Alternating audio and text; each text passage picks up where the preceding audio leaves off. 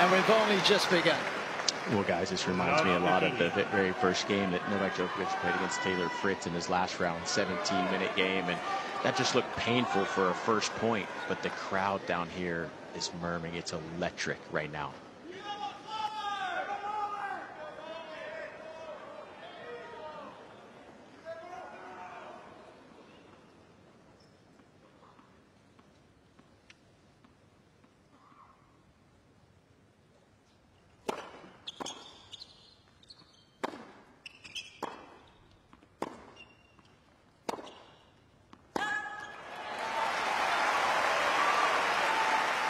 Mention the fact that last time they played, Sinner did beat Novak. That was at the Davis Cup and the semi-finals there. Of course, Italy going on to win the Davis Cup. Just the second time ever that they've been able to accomplish that, spearheaded by Jannik. That's how well he has to play just to beat Novak. Has to save 3 match points in order to get the W. Let for service.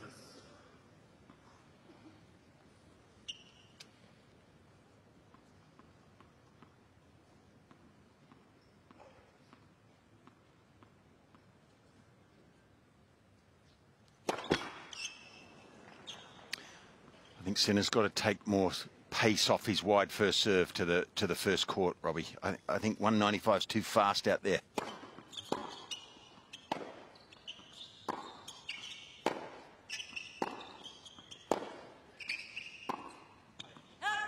Give me a 175 out wide to the first court. You get more turn on the ball. Don't overserve that one. He's got the 200 down the middle. That's fine and great. Stick to that. He has been tinkering with the serve. Of course, changed the motion after the early exit at Roland Garros last year to Daniel Altmaier. Arrived at Hertogenbosch on the grass there, and he's gone back to the step up, which he had about a year and a half before. Tried the platform for a while.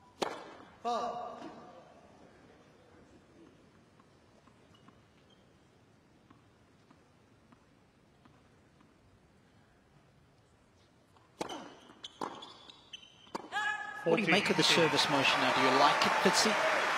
Well, I'm not a guru with service motions, but and I say that up front, but I like it. I think it's effective. I think he's, you know, when he gets into the hitting motion, into that hitting, like the little trophy man, I think he's good. He's got his left hip out. There's good power. And I've watched him over the last few months only once closely here at the Australian Open, but it was very good that day. Good start. Yeah, one thing he's been able to do well is produce when break point down against Djokovic, and that's not always easy to do. He's saved a lot of break points when he's been up against the best returner the sport has ever seen. And of course, I mentioned the fact that last time they played, he saved 3 match points to beat Novak. It's only ever happened 4 times in Djokovic's career that he's had match points and has ended up losing. And just to put that into perspective, Federer, it happened 24 times. Roger had, wow, yeah, Nadal 9 times. Just shows you how hard he is to put away. That's why it's the ultimate test today. It's over 5 sets. Of course, beating him in the round-robin stages in Turin, we mentioned the fact that Sinner's playing in his own backyard there, right? Gets that additional energy from the crowd.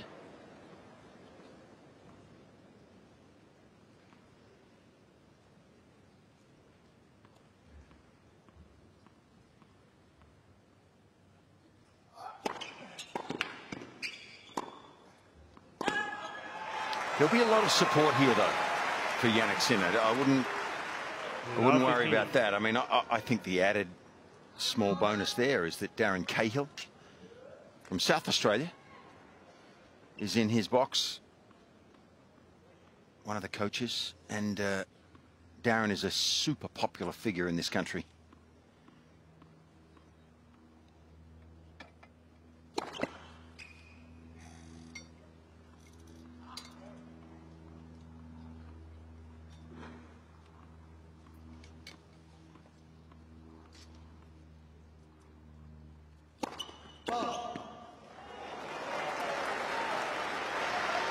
And Djokovic's match against Taylor Fritz, he was going massive on some of these second serves. 189, just not a lot of margin for error. Don't see a lot of height over the net. It'll be interesting to see if he's going big on that second, just because he knows Sinner is going to be willing to put pressure on that second serve return.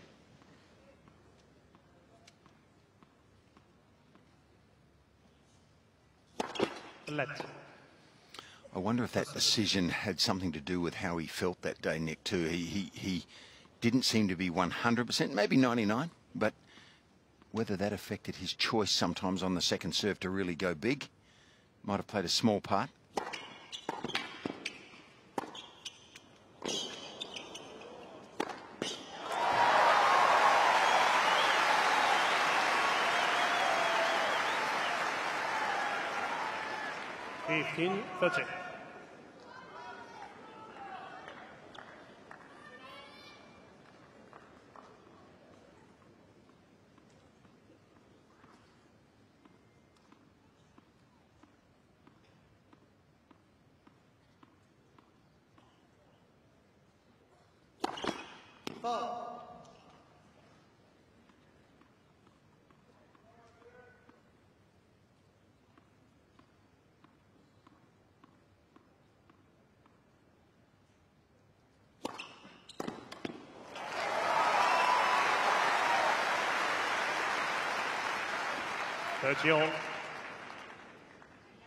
So many battles within this overall war. I think it's one of the most improved shots in the game.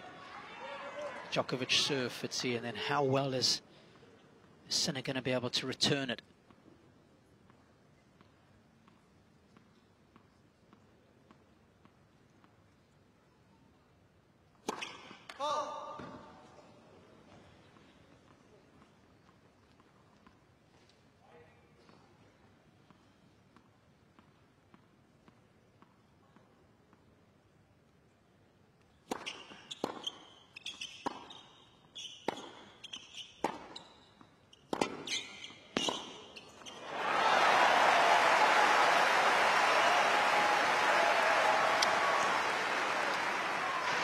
I think that's going to be an interesting tactic to look for from Novak Djokovic, using that short cross court to Jannik's forehand, because when Jannik runs to that side, he always comes back cross court, and then that sets up the down the line for Djokovic. So we'll see if that pattern of play comes into play for Djokovic. Break point in the opening service game of Djokovic for the Italian.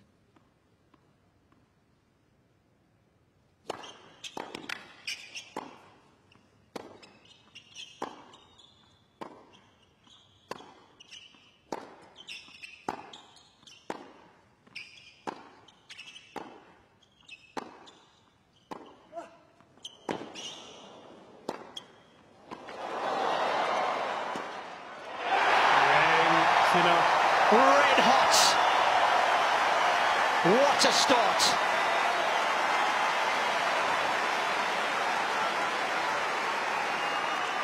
Just vaporizing ground strokes. Guys, I don't know if they showed Jannik's face after he made this forehand, but the intensity in his eyes was off the charts. He is locked in.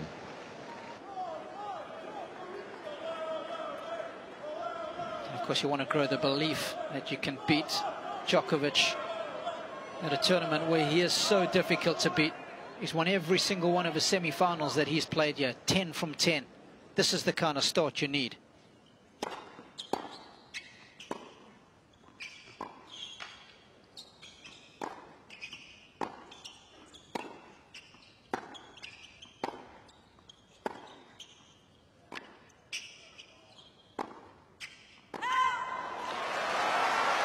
He's missed a couple of backhands early, hasn't he, Novak? He missed an easy return of serve by his standards in the first game. Yeah, quick look at the centre box there. Bottom right was Darren Cahill, Simonova Gnozzi, Berto Ferrar, right to left. Berto with the... He's gone all Aussie on us there. With, getting in the vibe. A sunburnt country. Yes.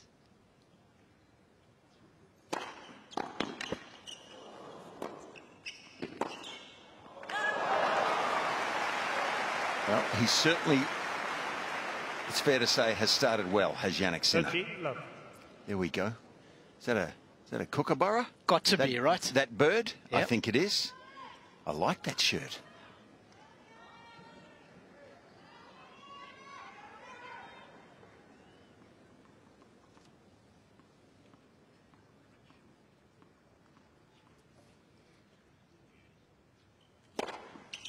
I want him to hit that serve, of course.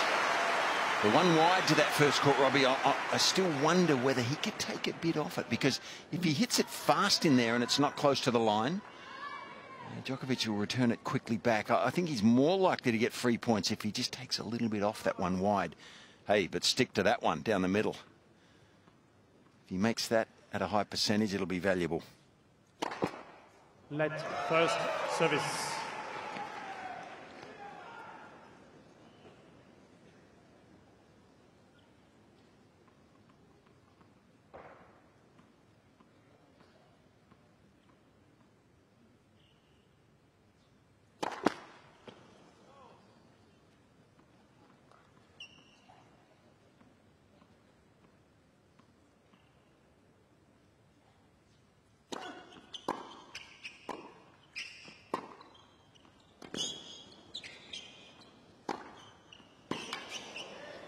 Gee, what a point there, though. Novak is always hovering, isn't it? And his accuracy is unparalleled. 15. Look at that. Outside of the line, and then he drills it down the opposite side of the court with the next one.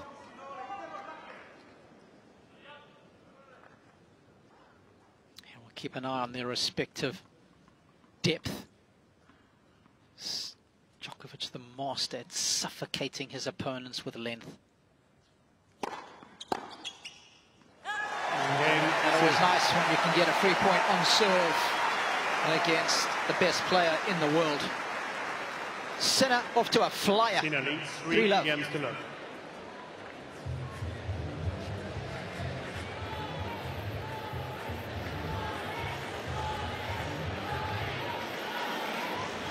Well, they've come well prepared.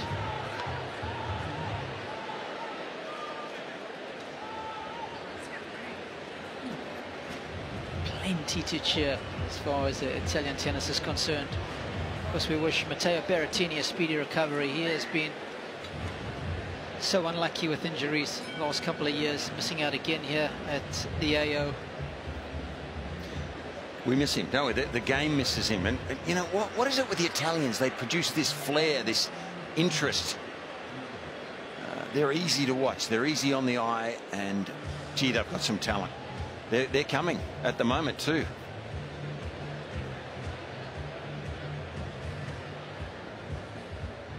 Time.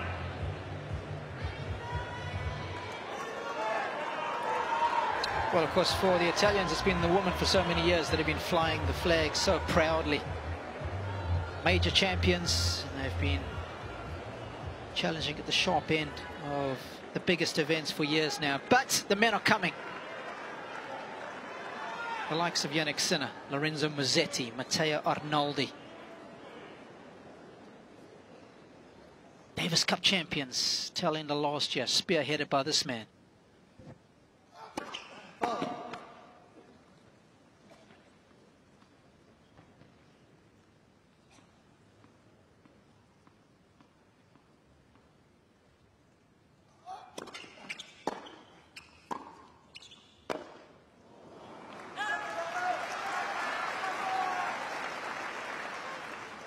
Love.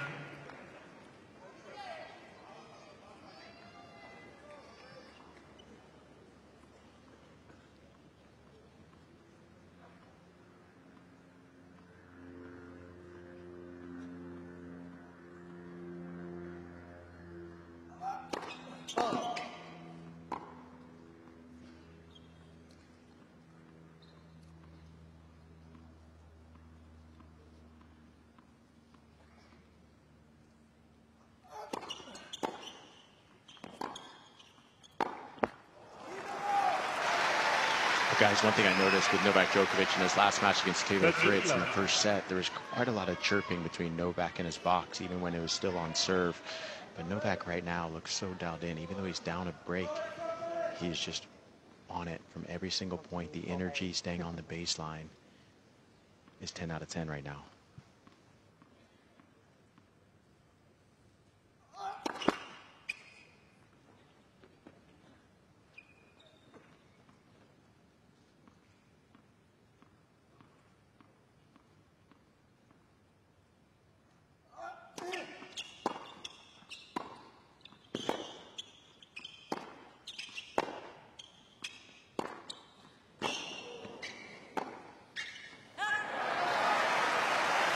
Well, I think this man has been the best player I've ever seen, without a shadow of a doubt, to defend out of his backhand wing.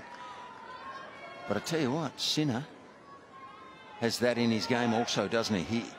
The strength he has in those legs, the wide base. He gets out on his left leg to defend the backhand out wide. Very, very good part of his game.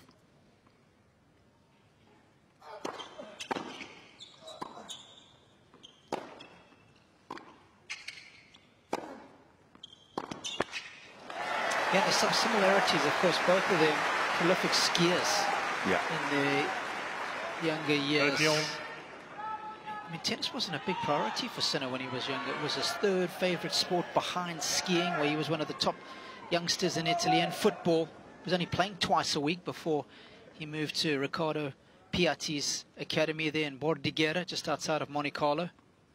Wonder if he followed Alberto Tomba. Who didn't?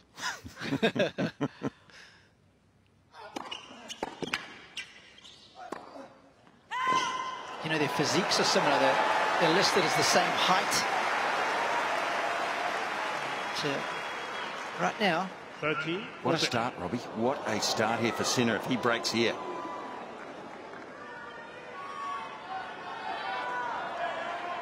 The accuracy is just out at the moment.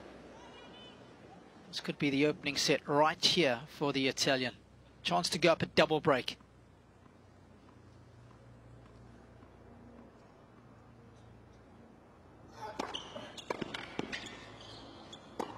Oh, and when he has to...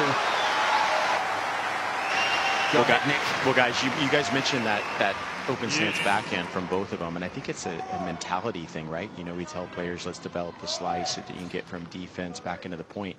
But these guys don't believe in defense, right? It's their ability to counterattack, to go from defense to offense quickly. So that's why they get their feet to get in position to hit that shot. It's impressive every time.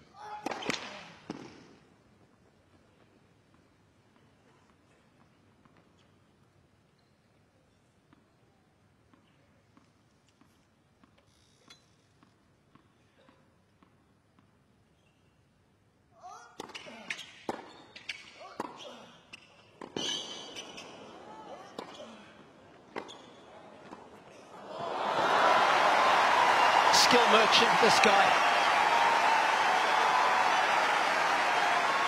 Don't give him enough credit for how good he is in the forecourt. Advantage, Djokovic. Well, there's been the first taste of a bit of pressure for Novak in this match, in this game. You know, when he had to, like he so often does, he hits a beautiful first serve on the breakpoint down. That was no easy shot either. He made it look so. Little bit of pressure. He's standing up, as you'd expect.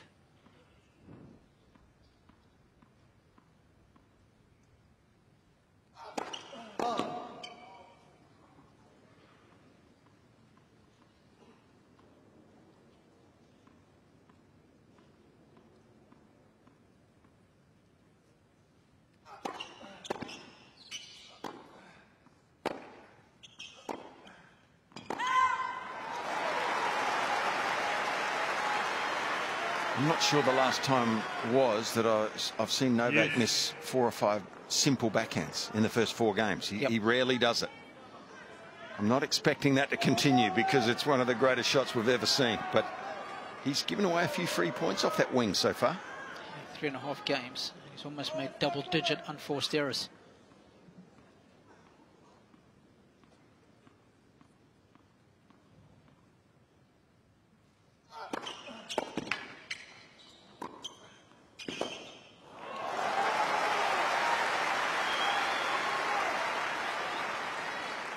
advantage, Djokovic.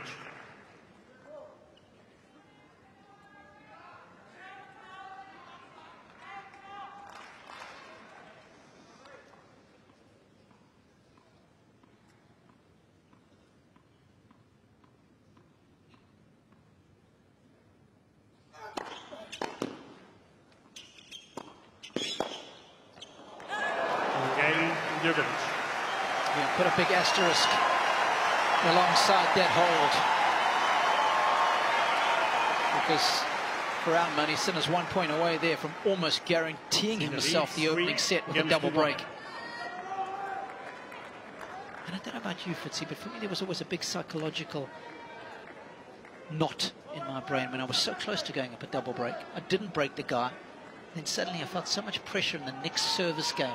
Yeah, you felt like you had something to lose then, didn't you? Yes. I know the feeling, and not saying Jannik's going to suffer from that. He serves so well that he should still be confident here. He's made a great start. Yep. That's what you've got to focus on, right? Not the fact that you should be up a double break or could be up one.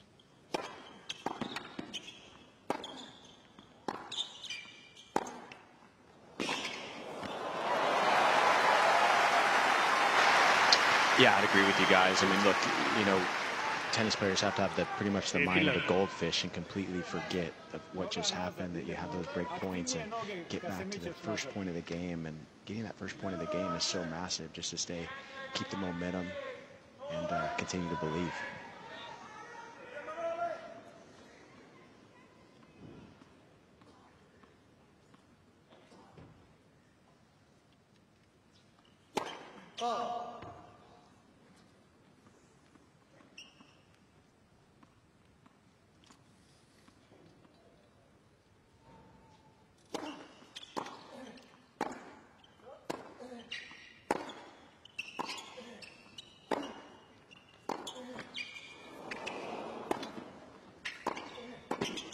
Crisp, that was.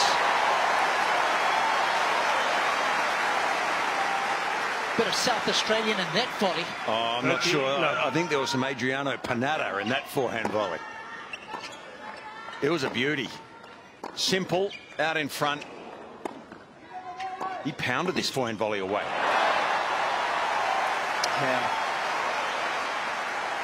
The Darren Cahill or John Fitzgerald mould.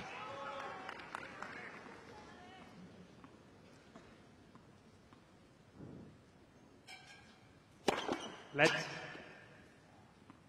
first service.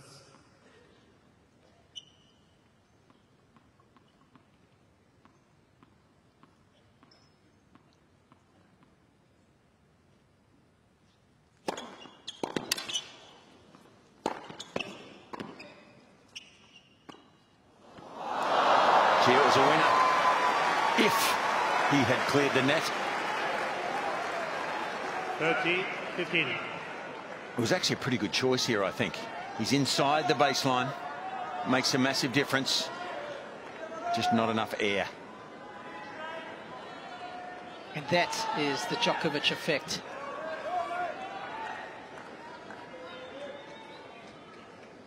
Darren on the right there in the green. We know him so well.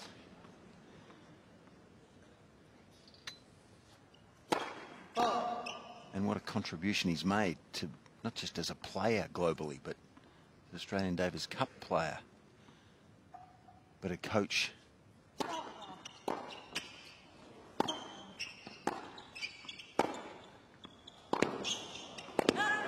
He's getting that forehand wide, you know, he's short and angled. He's taking Novak out of court with that. That was almost halfway up on the 40-15. on the line of the service line going wide. There's Darren. First-class individual. He's one thing I know about Jannik Sinner. He's chosen his box full of supporters there, and his team. You know they'd be high-quality people.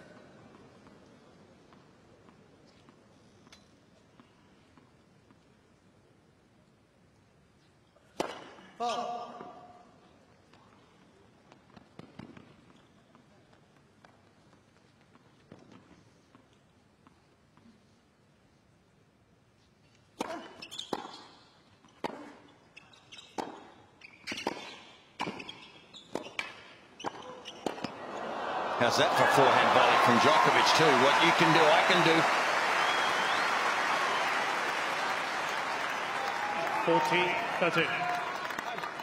14-13. Dangerous going in though against the forehand of Sinner, but what a crisp first volley there. He's got all bases covered, hasn't he, Novak?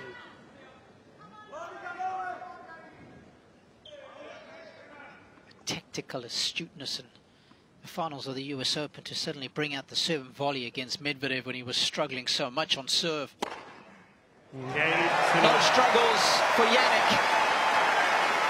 That shot has been operating very effectively. 8 of 9 points won behind that first serve. He leads 4-1.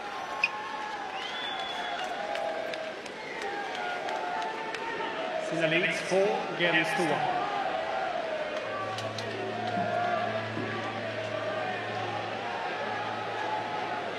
Spoken about the fact almost the same heights, very similar build, lean, long and strong. They love their skiing in the early parts of their careers. Like us. Finely toned, tanned and sculptured athletes. Maybe like Nick, I think.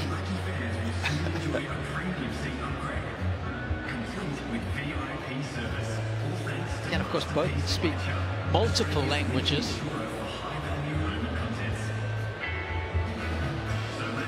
They're very intelligent young men. They're not just good with the tennis intelligence.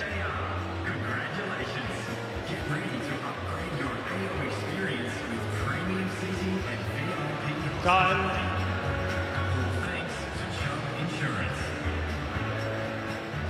AO 2024.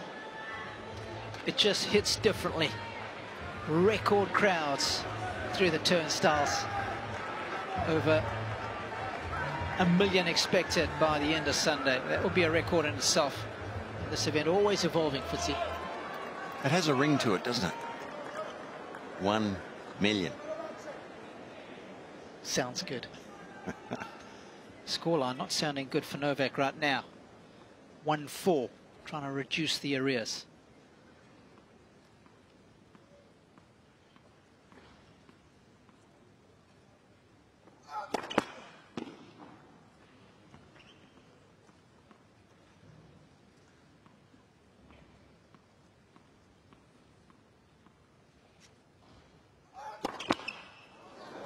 The amazing thing about both these players is there's no real tennis history in their families, Fitzy.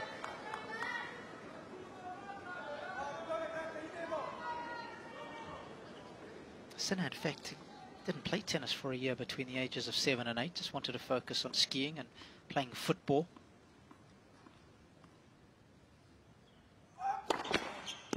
Ball.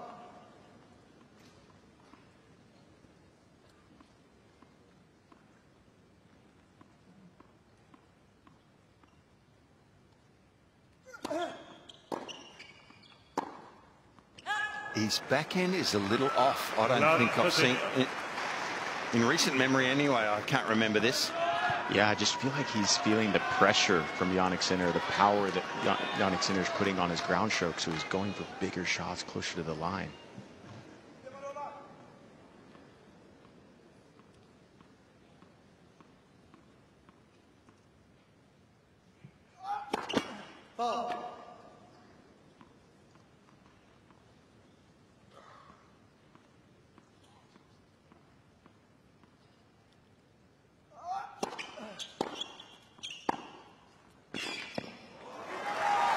Nick, do the ground strokes of Sinner seem a bit heavier, a bit faster through the air?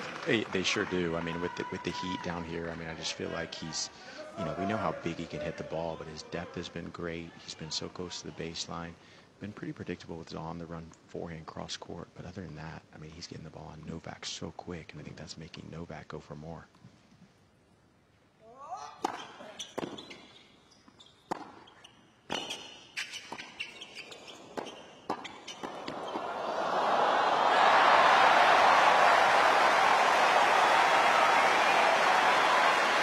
Well, it's a dream start for Sinner.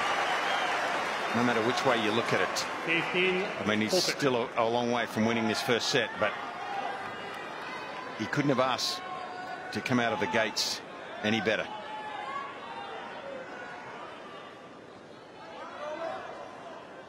He's got another chance to go up a double break.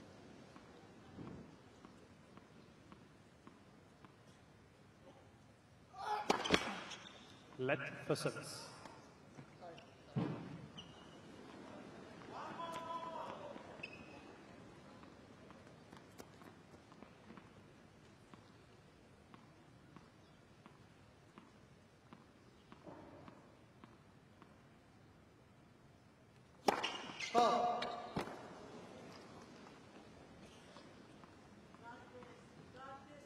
Please.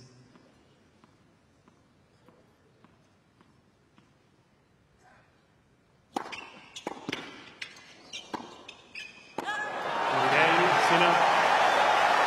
Well, everything going Sinner's way. Djokovic can't find his serve, he can't find his backhand.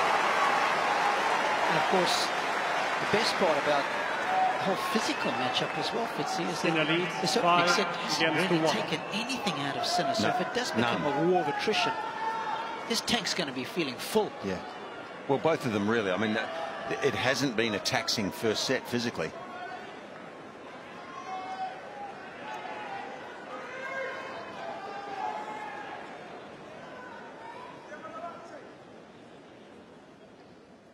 Serving for set number 1.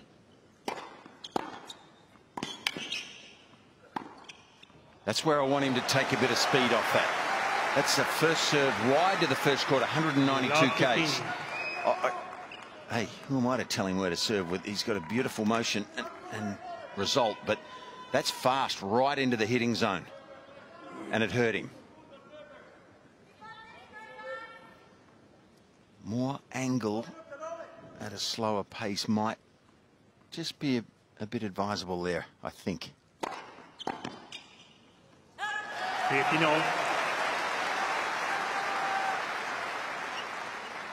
But I swear I haven't seen Novak miss this many backhands in one set ever, I don't think.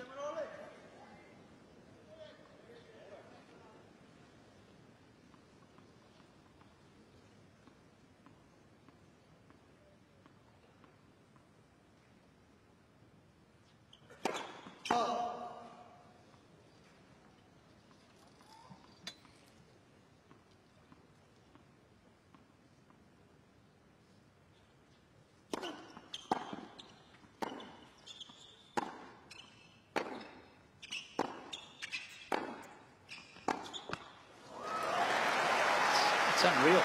It is unreal. The backhand. 30-15.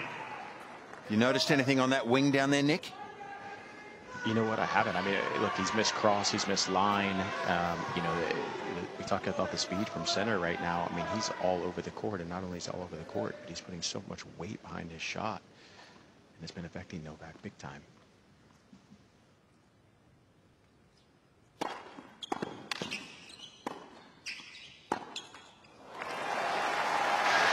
And I mean, on that forehand, there was just no shape to it. So I think Novak's trying to get it to the spot really quickly, right? So less trajectory over the net. He's trying to get it flat through the court, and then that creates more mistakes, right? Because you don't have enough spin or trajectory. And now Sinner has got 2 set points.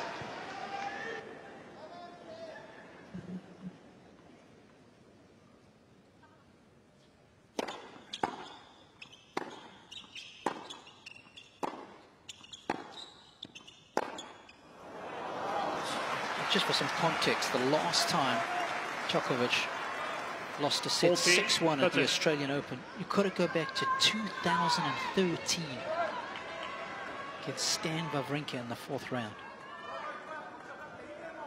Do you know which set it was? No? It's a collector item. I do.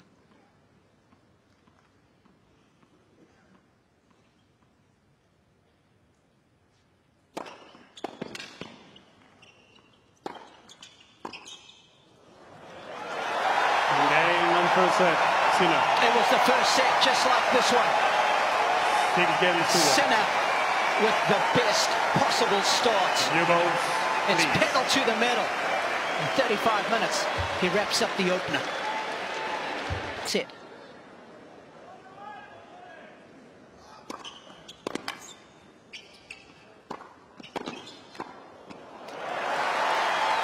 That's the first serve I'd like Sinner to hit, I think.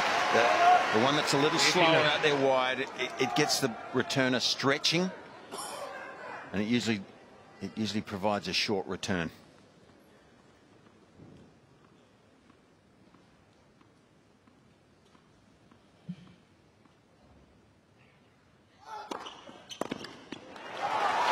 Guys, you know what's interesting for me so far is Sinner has been reading all of these approach shots at Novak's. When he's come to the net, Sinner has been one step early to getting there.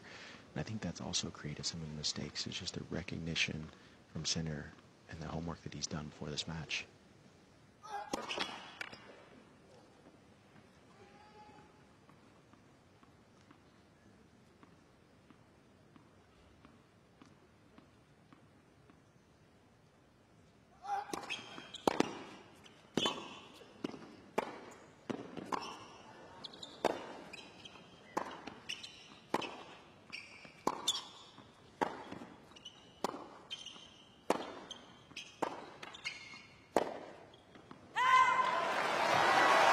A shot you've got to keep an eye on, because sometimes that forehand of Sinner can be porous. 40 love. Yeah, you're right. From down here, it was 3 shanks in a row. It didn't come off the string. I could hear the sound of it, and I almost thought he missed the first couple before the last one and came off the ball pretty quickly. So keep an eye on that forehand. That was the side that Djokovic was able to break down when they played in the final of Turin.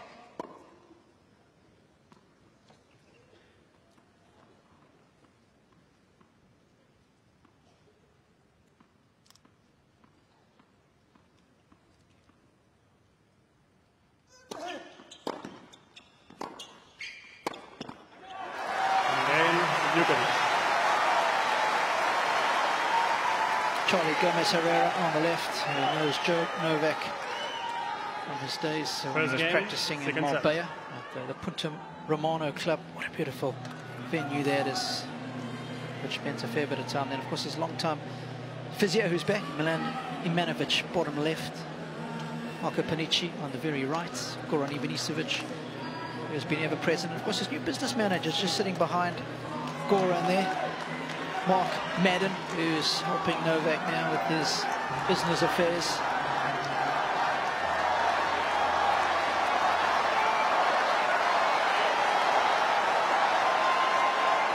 And the fans here inside the Rod Laver Arena with chants of Novak, Novak, Novak. Big game, this one.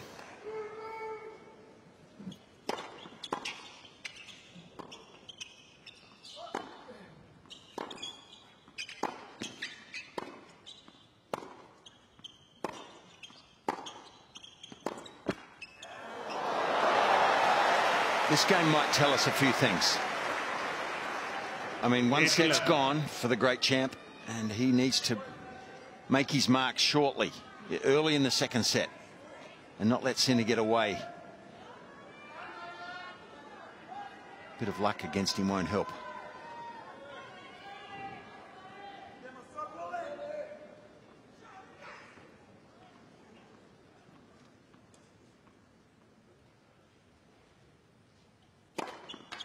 Fitzy, give us a little bit of insight. Novak's missing his backhand today. When one of your favourite shots is not operating, is it a sense of, well, I'll just get it back because I know it's so good? Or is it a bit of panic in that, hang on, this thing is normally so reliable. What the heck is going on here? Well, I think panic is not something that he has to deal with too often. He's so stable and level-headed, isn't he? I guess what I should say is panic relative to his level, or does he not even go down that road? Well, I think... Is he concerned? He can't be perfect. I'm sure he's a bit concerned. He's down 6-1, but he needs to just go back to the basics, I'm sure, and he knows that. You know, if you've got the best backhand in the world, or the best defensive one, and certainly one of the best backhands, just go back to the basics.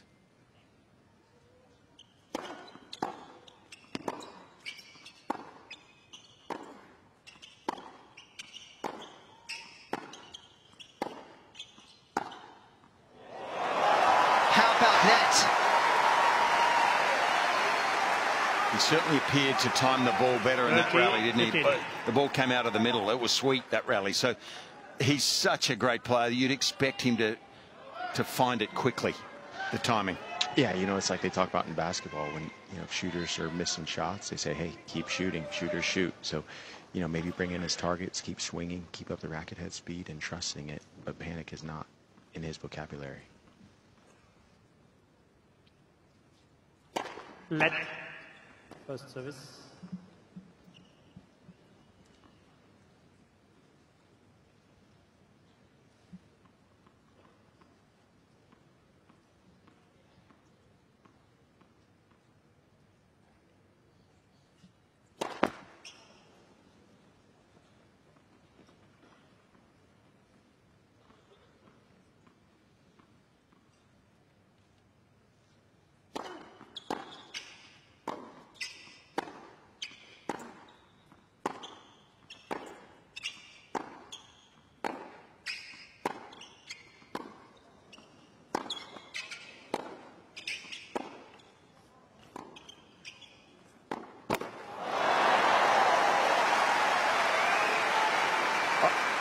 I'm not sure, though, that he's not pulling the trigger a bit early on some of those. He was off balance there. I don't know whether the pace and the heaviness of Sinner's ground strokes have got him a little worried. But this is not the shot he probably would normally go for, I don't think, this last one. Changing direction down the line, he caught it late, and he was, by his standards, a little bit off balance there. You could see it at the end. I tell you what, Sinner's depth on his ground strokes has been immense. He's been giving Djokovic a taste of his own medicine in that department. Darren knows the importance of that hold early on in the second set after winning the opening set so comfortably. You want no letdown. Well, Robbie, you mentioned how Novak, you know, attacked that forehand side of Sinner last time they played and tried to break it down. So you almost feel like that's why he's trying to use that backhand down the line a little bit more. And you're right. I mean, he's pulling the trigger maybe a little bit early. And if he does pull the trigger early, he's definitely got to bring in the margin.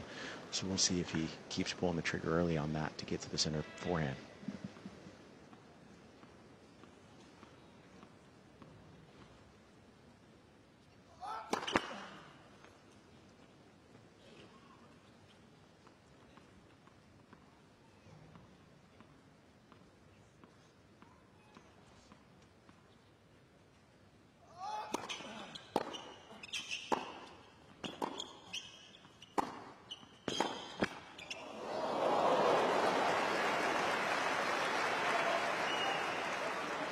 Love.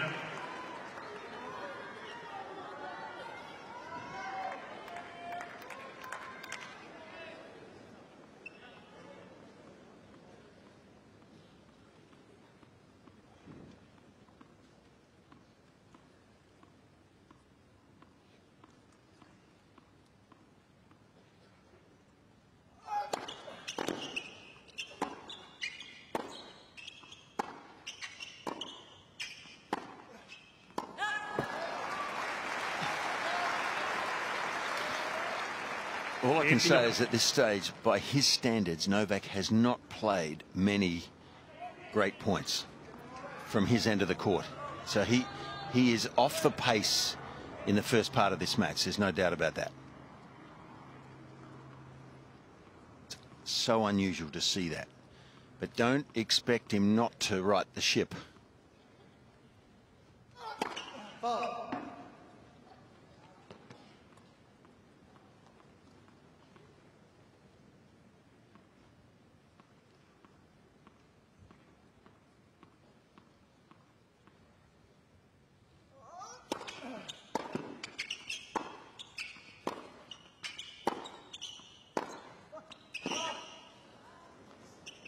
How good is that forehand down the line? It's hit with power. And it does sound like he mishits it a bit sometimes, but he gets that extra bit of spin, the brushing across the ball. That was the easy one at the end. One down the line, the one before was the shot that won him the point.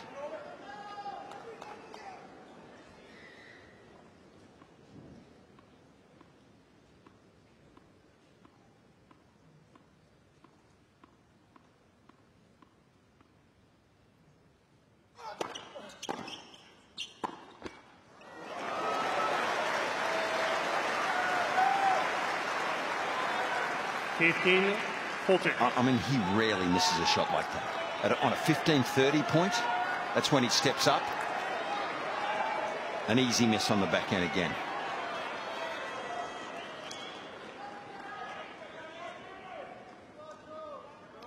Two chances for an early break in the second set for Sinner.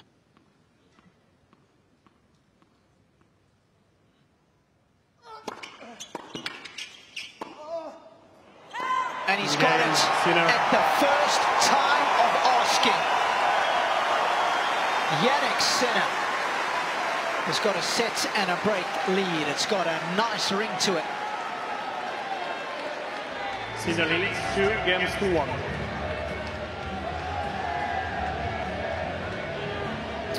Well, we were just speaking about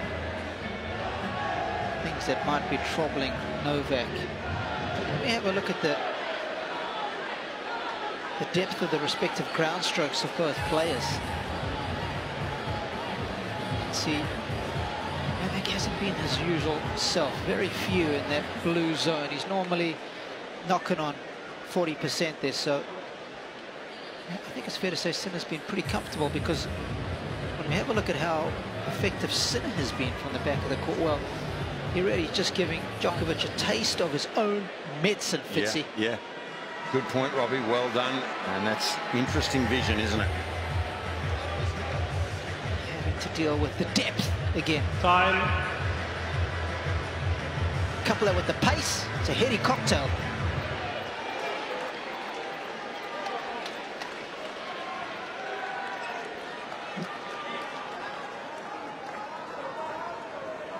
Nick, I'm curious as well. We just got an outside shot there of the Australian flag blowing quite stiff in the breeze. What is it like down courtside? Is it quite calm, or is there a decent amount of wind about? No, it's quite calm. You know, that flag looks like it's moving quite a lot, but down here it's pretty much calm. And so, yeah, no conditions that these guys really need to worry about. And the sun as well. There's a lot of cloud cover, so the sun is not a problem at the moment. So that's why Jannik Sinner is able to drop a cannon right there.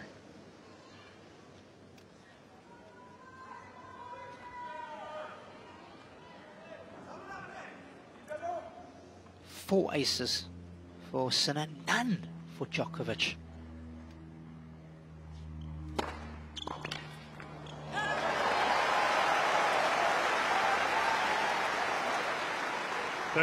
Love. Well, you know how it feels in a match when the tone is set early and you feel like you're struggling. Sometimes it's hard to find your feet. The great players do it a lot better than us average guys, Robbie, but Sinner's on a roll and Novak struggling here.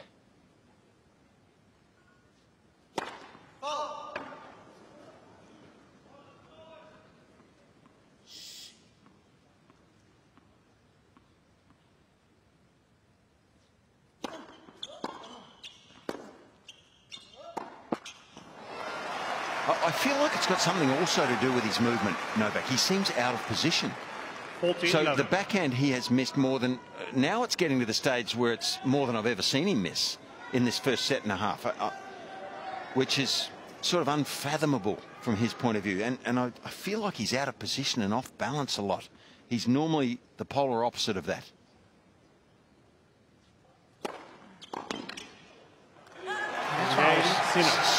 Just double checking with Nick about the wind. Perhaps that was affecting the flight of the ball, but clearly not. Yeah, and he just looks a little slow getting to some of these balls. I mean, you know, the point before was a bit of a shorter ball and didn't really get on top of it quickly like we're used to seeing. And Sinner's doing a great job of mixing up his spots on serve, and Novak just seems extremely off balance down here. Yeah. Yeah, Novak spent about 4 more hours on court versus Sinner, who's yet to lose a set to get to this stage in the tournament. Novak's had 2 days off since that win against Taylor Fritz, so should be well recovered.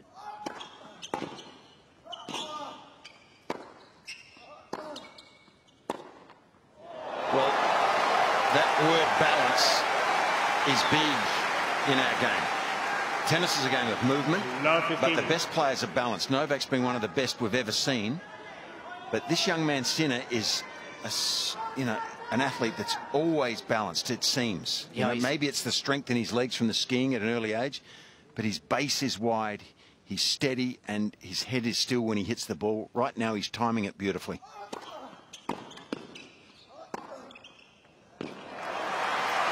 Although that was a good shot, Novak hasn't been as balanced today, in our opinion, I don't think, than he normally is.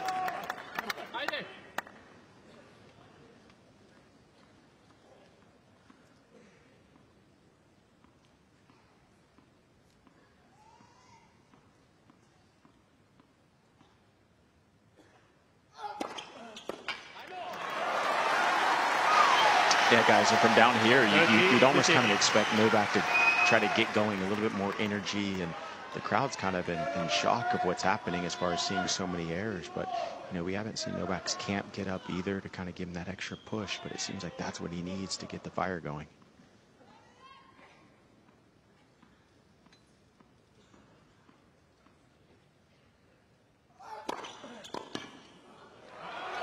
He needed this game. He needed to start serving well, get some free points. 40 to 10.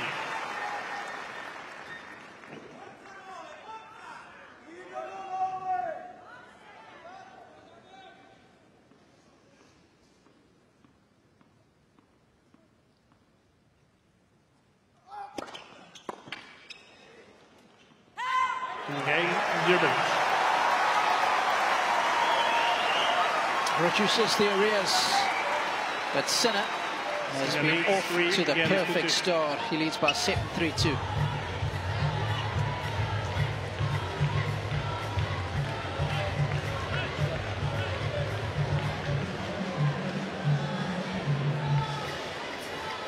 And I guess, Nick, just a quick question for you.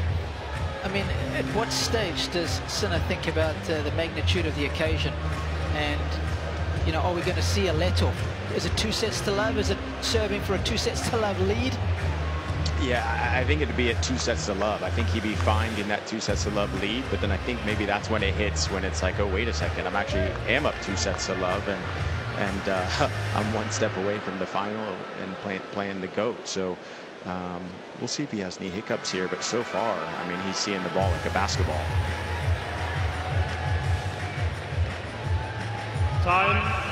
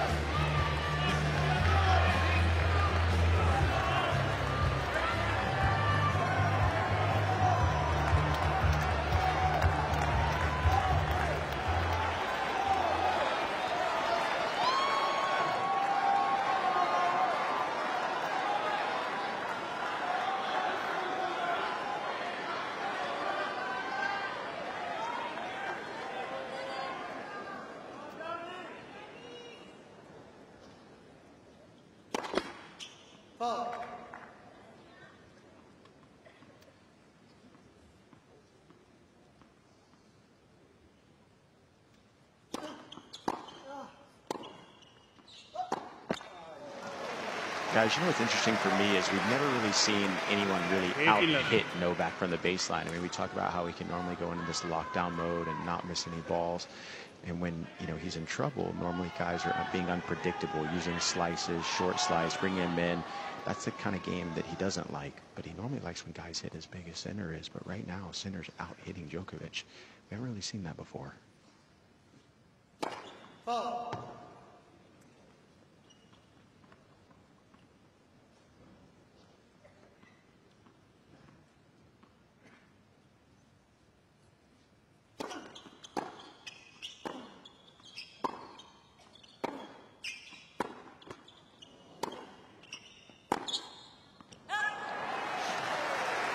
Actually, one man does spring to mind, Nick.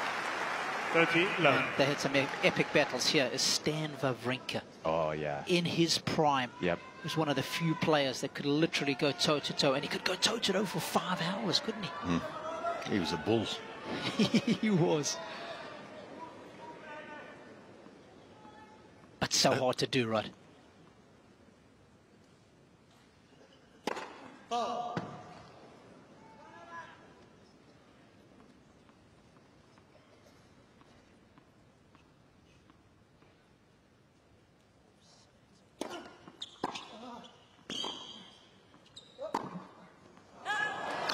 hasn't got the margins right today with the ground strokes, has he, Fitzy? He just hasn't found his range. And he's hitting that ball so low over the net. Sinner playing with much more net clearance, more margin. It's not even like Sinner's having to redline to be in this scoreline. 20-centimetre difference in that net clearance of both sides. Well, even that was a complete miss-hit. So he is not at his best. It's got more to do with how Novak is not playing close to his best than how well Sinner is playing here, in my opinion. And you know, all of us know to a degree what it's like when you play someone who's better than you generally.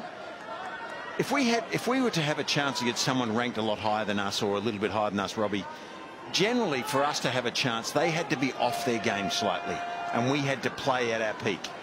Today, Novak is off his game so far. No one knows whether he's going to find it here, but I mean, that miss hit right then was even telling to me. He rarely hits the ball on the frame of his racket.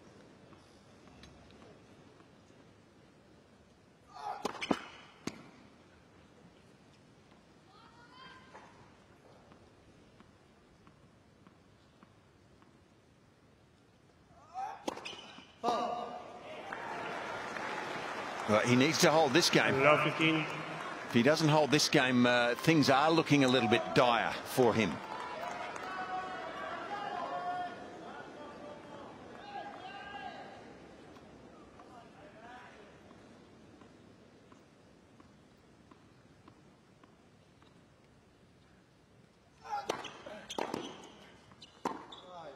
Oh, I've never seen this before. Love 30. I remember when he burst onto the scene in 2007 when he won Canada. He beat the top 3 players in the world at the time. His ability to change direction on his shots. Roddick, Nadal, beat Federer in the final there, 7-6 in the third. That ability just to change from the oncoming cross court and pepper it down the line. Never seen anything like it. David Nalbandian was pretty awesome in that department, but this guy took it to a different level. Can't find the change of direction today.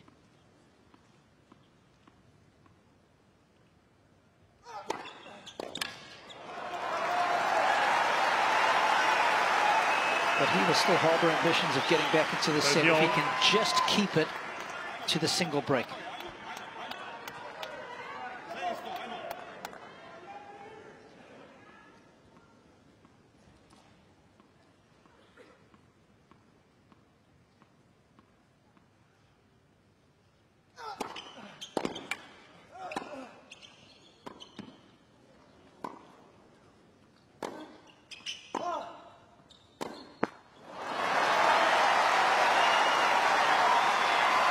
Is that the first tight forehand that we've seen from Sinner there, Nick? Yeah, that's the first tight forehand, and that's one of the first few grunts that I've heard from Novak Djokovic. So giving a little bit of extra energy there on that open stance cross-court backhand. That was definitely a tight forehand from Sinner there. Please.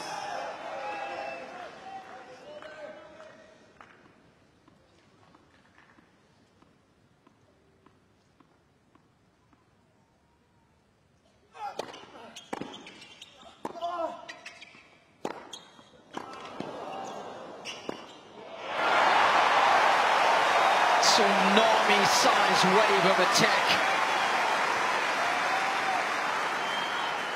Yes.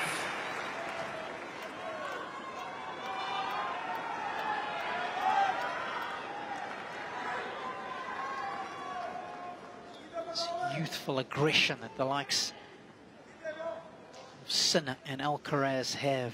Holger Rune.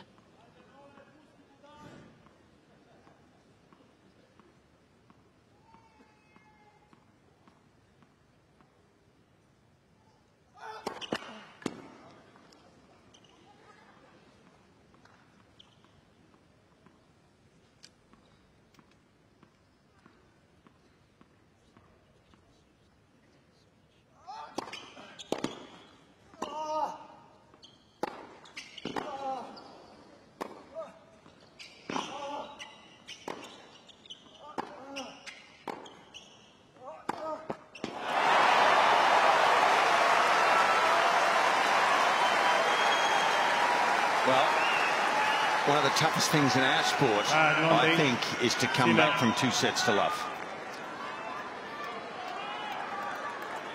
So in that context, this point is awfully big.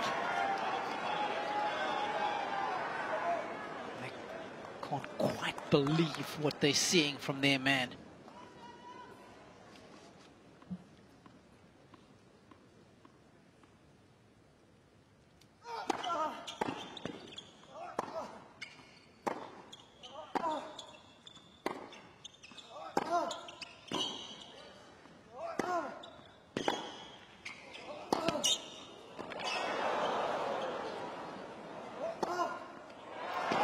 His best point, I think, right there, when he was on the cliff face.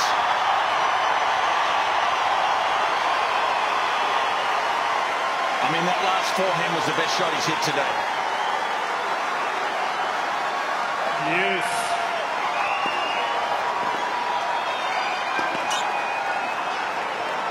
Spreading the court magnificently, sending Sinner from coast to coast.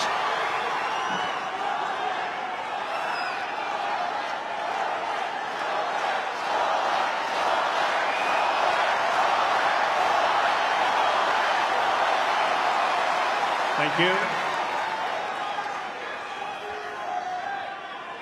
Both players are ready. Thank you.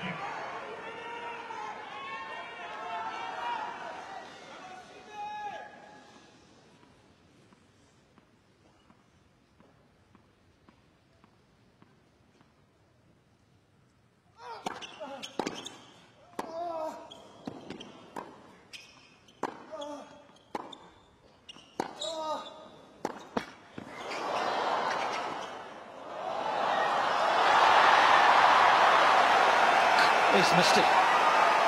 He's missed it. Advantage, Sinner. Gee, Robbie, I thought with the body language of Sinner there, he thought that was going in.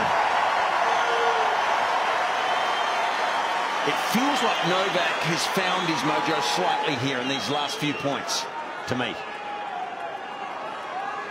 But another break point nevertheless. Once again, the field deserts him on the backhand.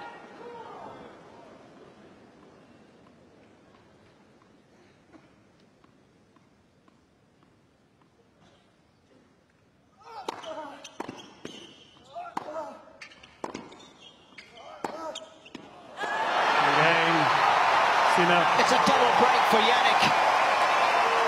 He is large and in charge, dominating this match.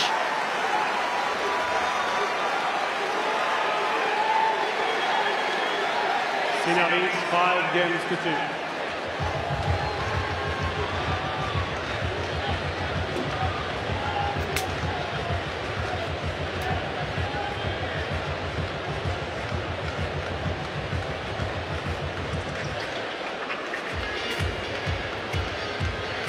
We all know, boys, what a great feeling it is when you get that added insurance of the double break. It is a weight that is lifted off your shoulders.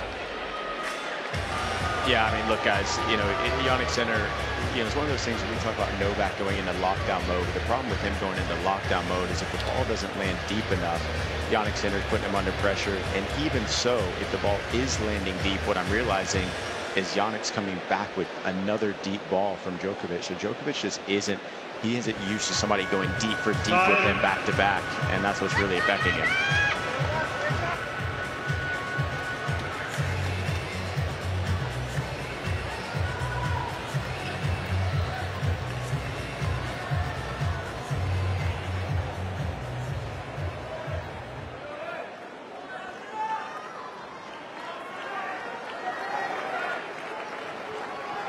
Well, I don't think anyone now can argue that Novak is flat today. He is flat. Some athletes have these days. They come out, do their best, do their darndest to improve it, but right at the moment he can't get out of third gear.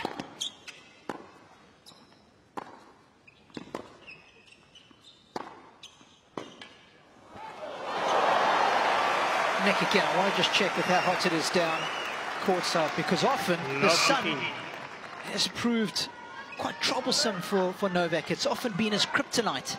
Yeah, look, I mean, it's gotten warmer just in the last 15 minutes or so. It's gone up by a degree or so, which is just enough to get warmer. And now the sun is definitely going to be on Novak's side when he's serving on this side. It'll be right in his eyes, but Jannik Sinner's going to want to try to close it out here first.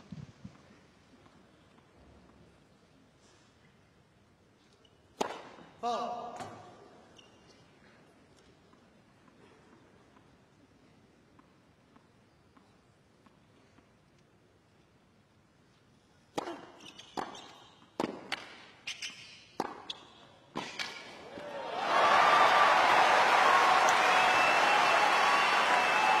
Having seen what we've seen, let's all just be a little bit careful about how early we write someone like Novak off here. And I put my hand up.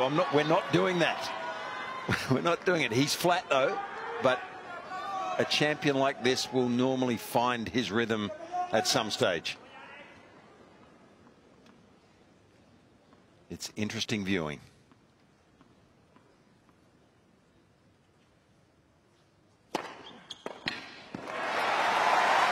And let's not forget, Sinner has been here before. He was 2 sets to 1 up against him in the quarterfinals at Wimbledon. Djokovic came back to beat him in 5. Well, Sinner just hit that serve down the tee, and Novak just shook his head as if to say, "Yep, too good." So Djokovic is recognizing how well Sinner's playing, and Sinner's on top of his game.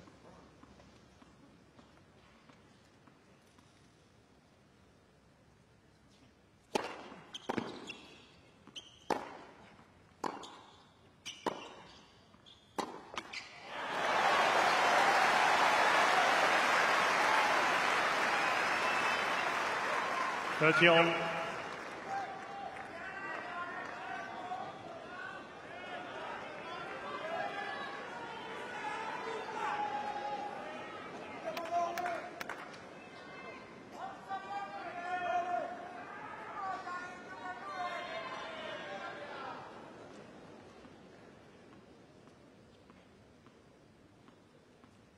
What a difference in first serve points won.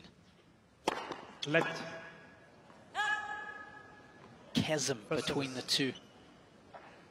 It's got a lot to do with Sinner's returning too. He's been outstanding today.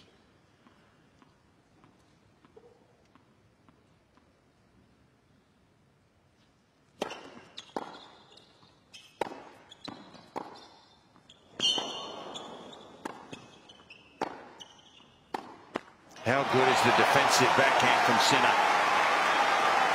Unbelievably good.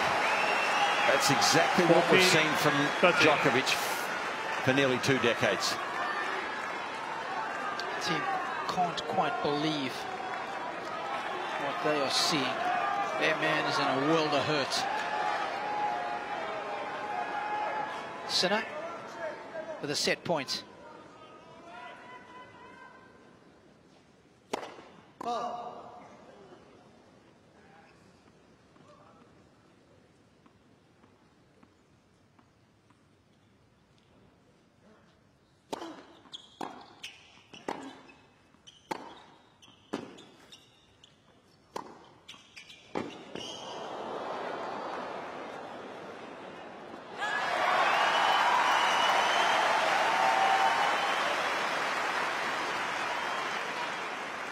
Yes.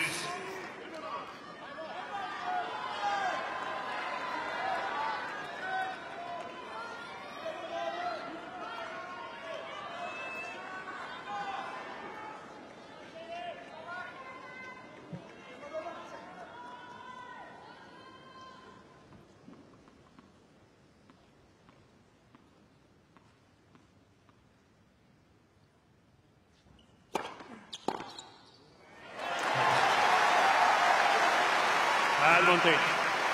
Sinner.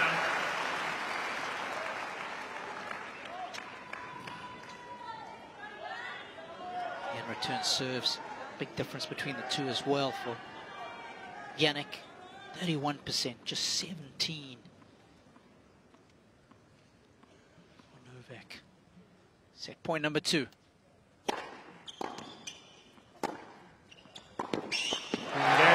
And For the second time in his career, Jannik Sinner takes a 2 sets to 1 lead against Djokovic. 6 games to 2. Sinner is 2 sets to love.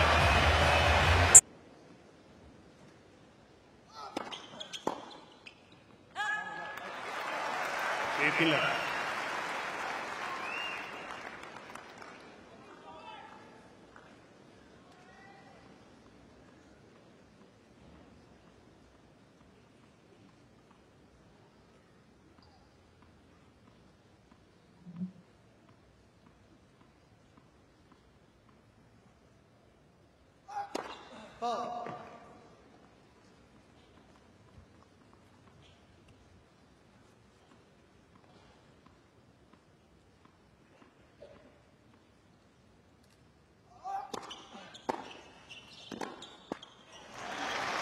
Yeah, I mean, down here, guys, is a serious sense of lull and pretty quiet amongst all the fans, the Serbian fans and Djokovic fans. They're almost just waiting for him to come up with a couple big shots, win a big game so that they can get their energy up and try to get their man through.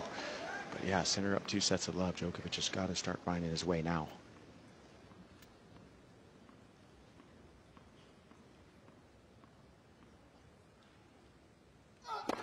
Let for service.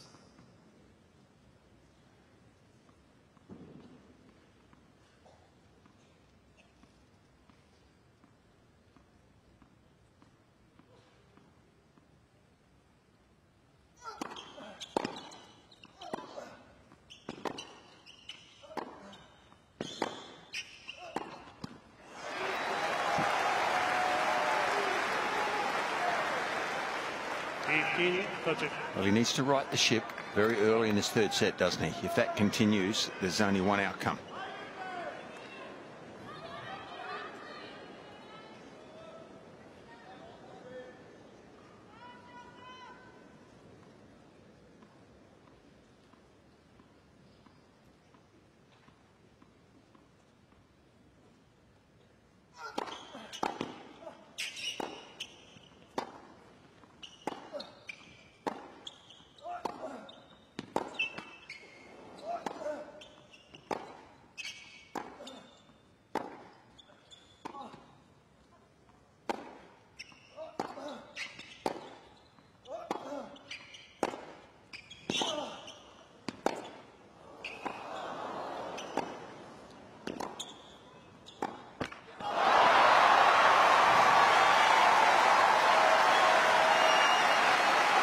I think from Sinner's point of view here, he must put the scoreline out of his mind. He cannot start playing and protecting a lead here. He has to play every point on its own merits. And from Djokovic's point of view, he needs to play more and more quality points like that.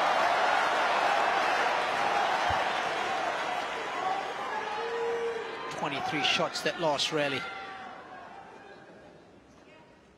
After the opening point of the match, where it was a long rally, expected a lot more of those. It hasn't been forthcoming.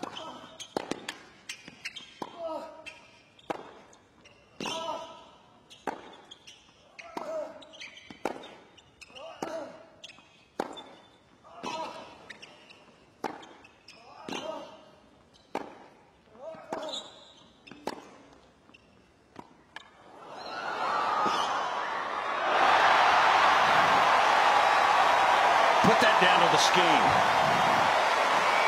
The balance at the end of that movement forward was just beautiful.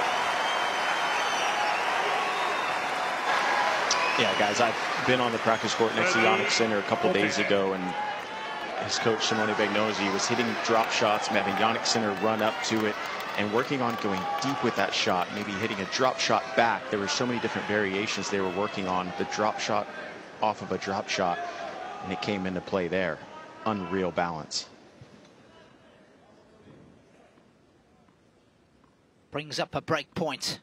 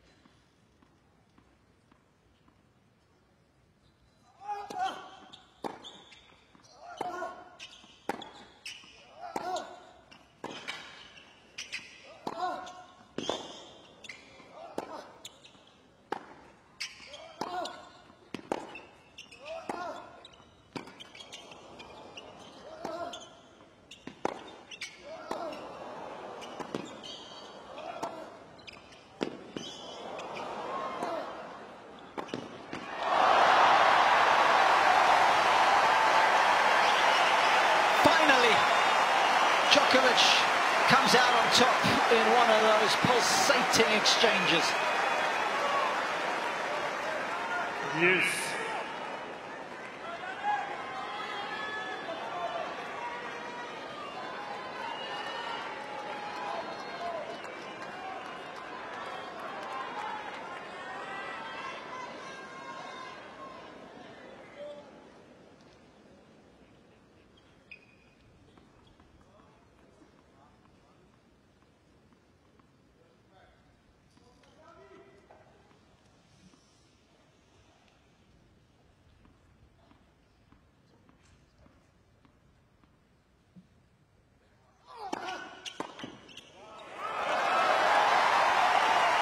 Needs a few more of those unreturned serves. Advantage, Djokovic. There have been few and far between today.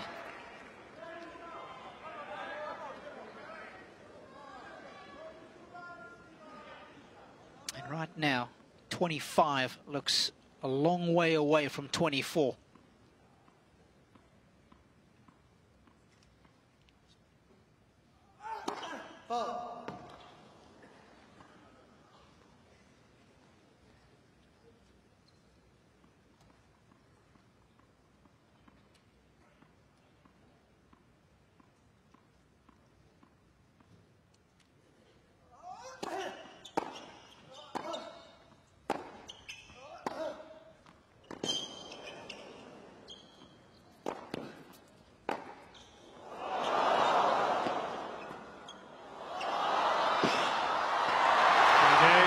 Djokovic.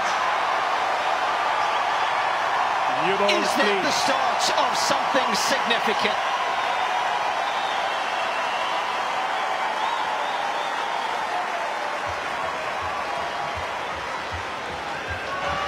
Well, guys, this crowd is just waiting to erupt after shots like that. And Novak Djokovic, as you said, now he's starting to find his range. Jannik Sinner's been hitting the ball so deep, and Djokovic has been having to try to defend. He's not used to guys hitting the ball so deep consistently like Jannik Sinner is. But now he's mixing in some drop shots. He's starting to change his game just a little bit to affect Jannik Sinner. Sorry, Robbie, I thought the drop shot went the wrong way there. When you hit a drop shot across court, it takes longer to get from A to B, and it gave Novak that just slight little bit of extra time to get there and play that deft touch return drop shot across court. So, but gee, the standard went up there. The best game Djokovic has played.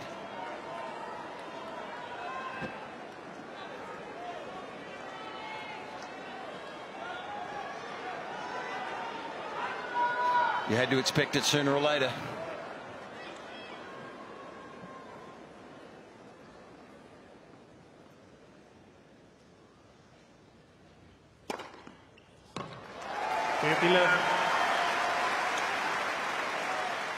You've got to give Jannik a huge amount of props for keeping his base level of play so consistently high. It's been impressive. No let-ups from his side of the court.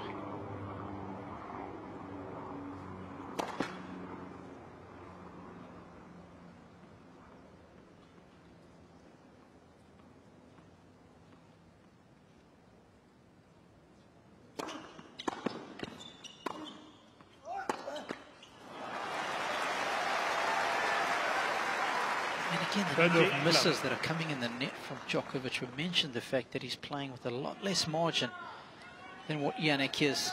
Backhands in the net. Just needs to add a bit more shape to his shots. Usually we see him have that ability to recalibrate mid-match quickly, sum up the situation, find a solution.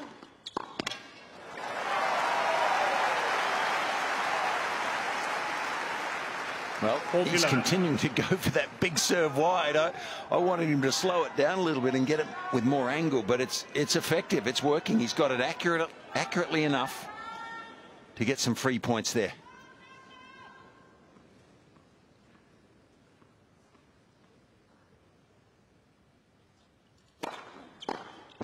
Good comeback game from Sinner there to keep his momentum moving forward. 1 game on. Yeah, put the pressure right back on Novak's side of the court. Get those balls over there. Novak must feel like he only finished serving about 60 seconds ago. He's got to do it all over again, and that's taxing both physically and mentally.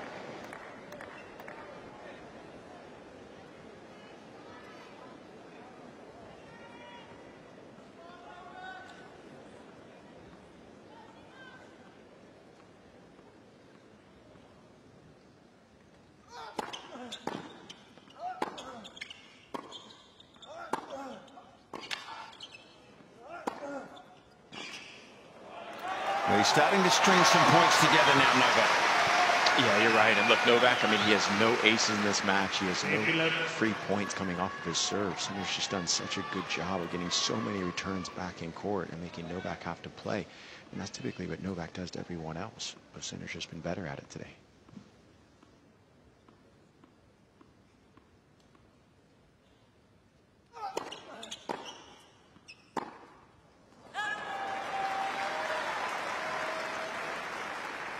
Again,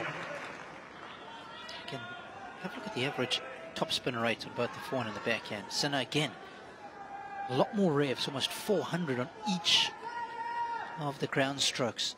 And more spin equals more control. Novak down on his average. Just lacking that control that is normally so synonymous with his ground stroke. 13-15. His depth control is normally otherworldly. Such a feature and cornerstone of his game. It's been severely lacking today.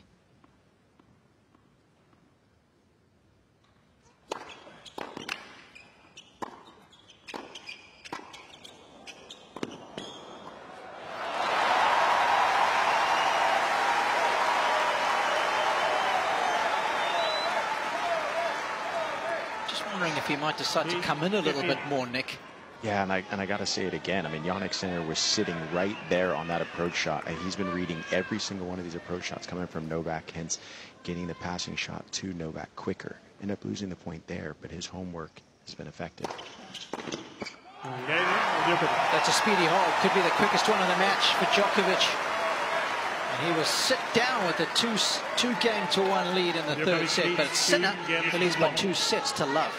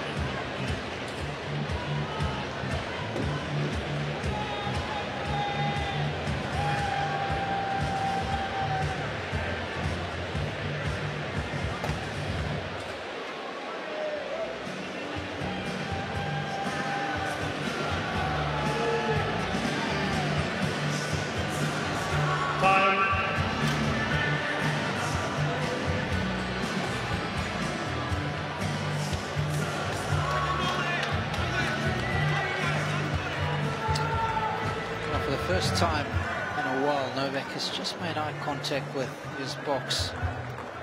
Regular eye contact, perhaps looking for a little bit of help from his corner. There they are. Milana Manovic out of his chair. And again, he's just done it there. Don't know if he wants them out of their seats, trying to infuse them with some energy.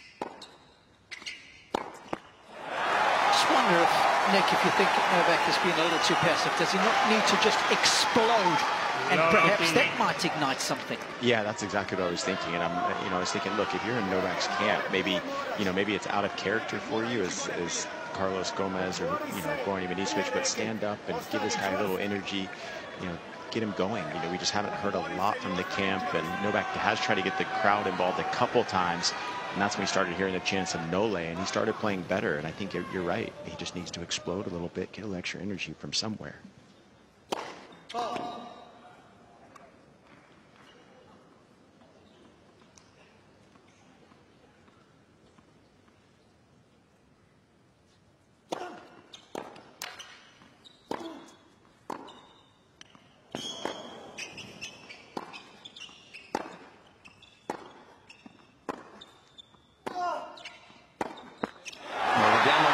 Starting to drop in. He apologises there. It was a bit of a miss hit, that one, but it dropped in. And the range is finally starting to come. And if he wins this third set, it is game on.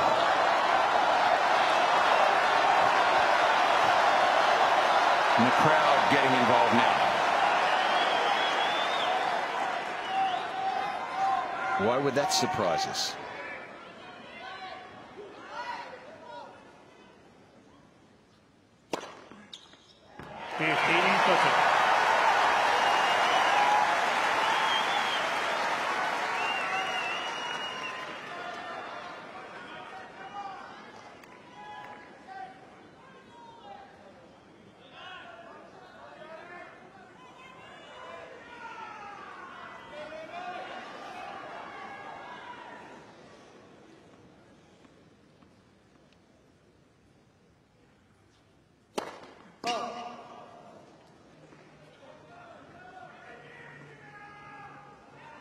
Peace.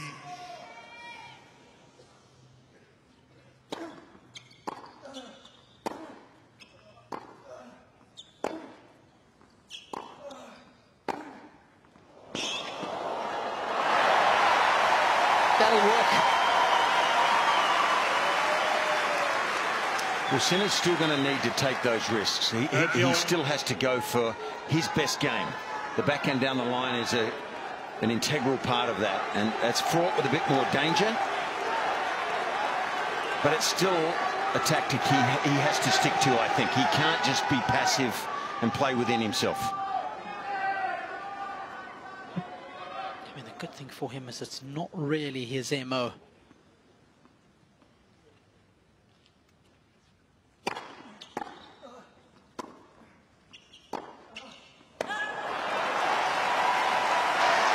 Yeah, guys, I mean, according to, analytics, Sinner normally takes his backhand cross court 80% of the time. So it's not really his MO to take that backhand down the line, but he did a good job of bringing in his margin.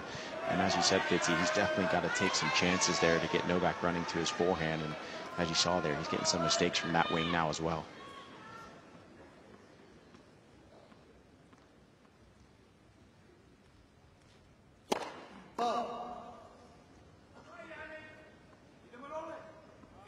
Please.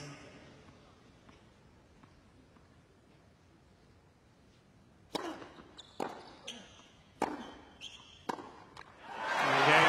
Sinner. Well, that's a big hold. Big hold.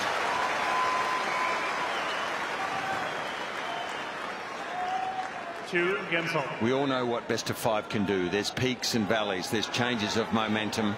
And a break there would have been big for Novak. So to fend that break off was a big moment for Sinner. It certainly was, Fitzy. He's come back from 2 sets to love down 7 times in his career, one of them against Sinner. This is looking a tougher and tougher proposition for the world number 1.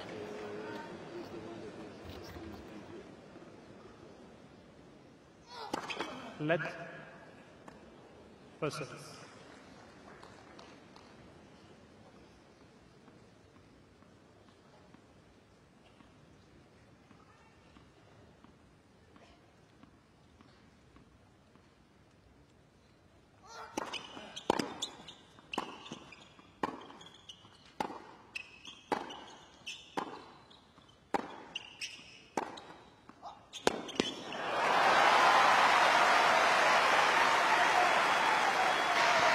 guys, as hard as it is to do for Novak here, I mean, look, if you're hitting balls and they're going deep through the baseline, Sinner's going to be in control. But if Novak can start hitting a few more of those shots that are going off of the court to try to get Sinner to have to come up in the court, I think that's where he'll get a few more mistakes. But from the baseline, Sinner's just out hitting him.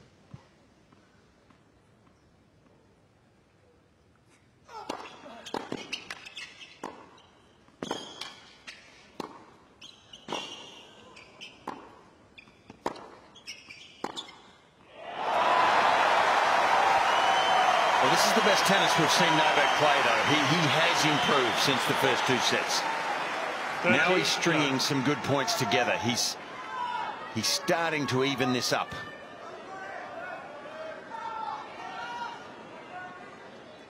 Frozen rope of a forehand. That was a stinger.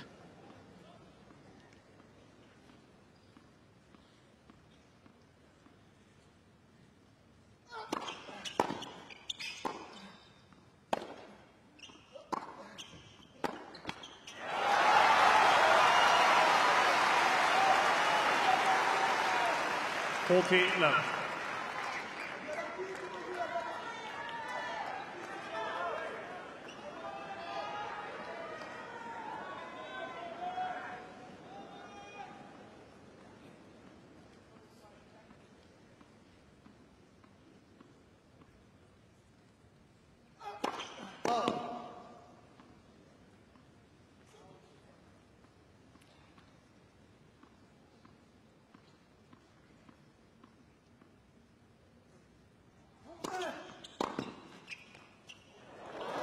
That's taken out the off stump. He's let it go. But it's got a piece of it, Fitzy. Spoken like a true cricket man. Hey, come back to the tennis court, Robbie. That's your forte.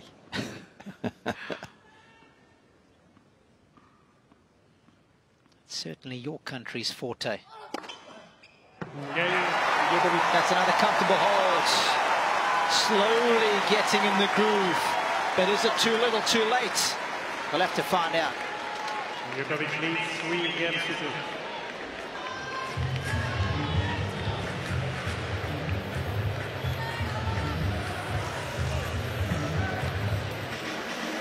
Oh, penny for his thoughts right now. Penny for his thoughts. Well, he's the most experienced man in the field. He knows how to cope. I'm amazed at how flat the box is. So am I. I mean, that emulates how he's been for most of the day. Yeah, I mean, we haven't heard anything from the box, and we're barely hearing anything from Novak as well, right? I mean, we haven't seen him go one way or the other, negative or positive, you know, maybe a couple times positive, but you almost want to see a little bit of emotion to go with what's happening right now. Time.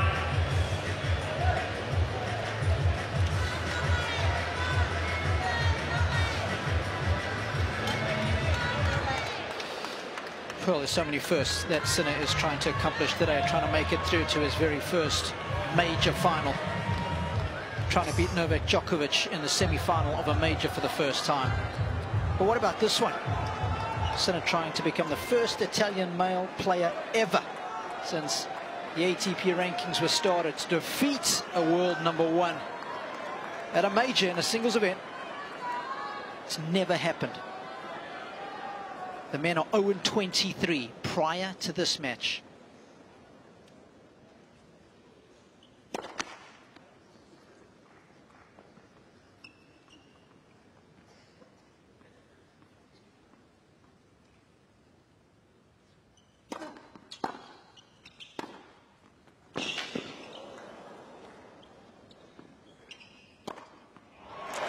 I mean, just think about that. In the Open era, no Italian male player has ever beaten a world #1 at a major. Shout out to Nicola, our stats maven, for that little nugget. Mate, that beating the great players over 5 sets is exponentially harder than over 3 in a regular tour event. I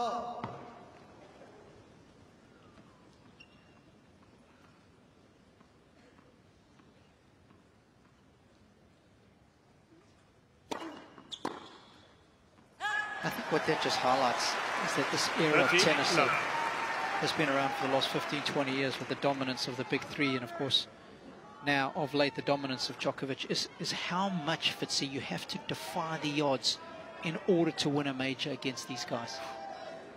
Yeah.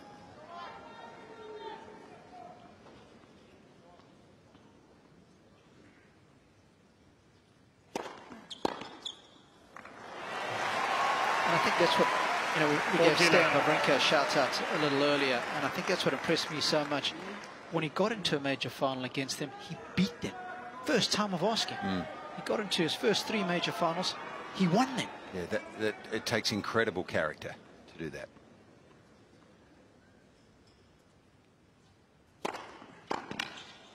Three returns in a row, though, live. You don't see that often. The greatest returner we've seen in our day. 3 games on. He's not on the money so far today, and this man has a golden opportunity.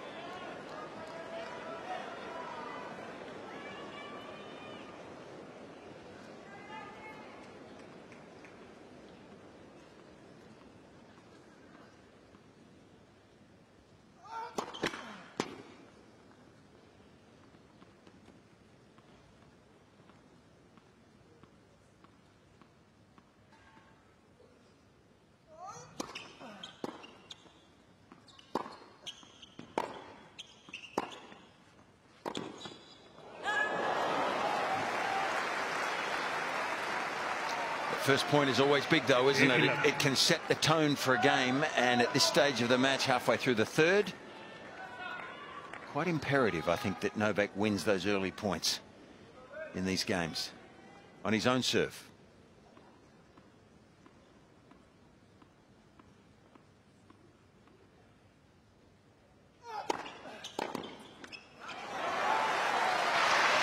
Yeah, guys, you're right. And look, with Novak being 13 of 16 on net points won, you would just think like he would try to come forward a little bit more. Obviously, Sinner's hitting the ball so big, so it's not really available to him. But even if he has to kind of kamikaze a few and just kind of show Sinner a little bit of something different, I think that would be good.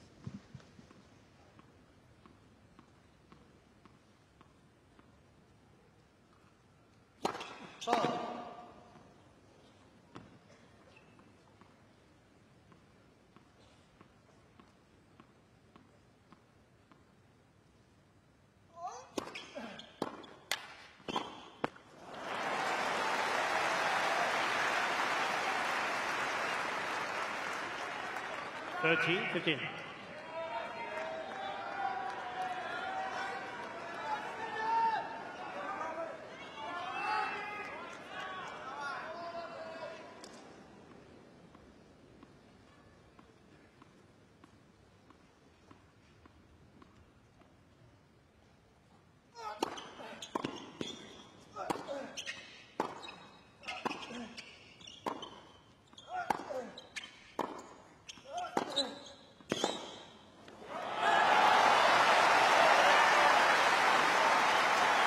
Well, Robbie, you can't expect to beat this man who's won more majors than any other male by not at least winning one close set, surely. And that's where we're heading here.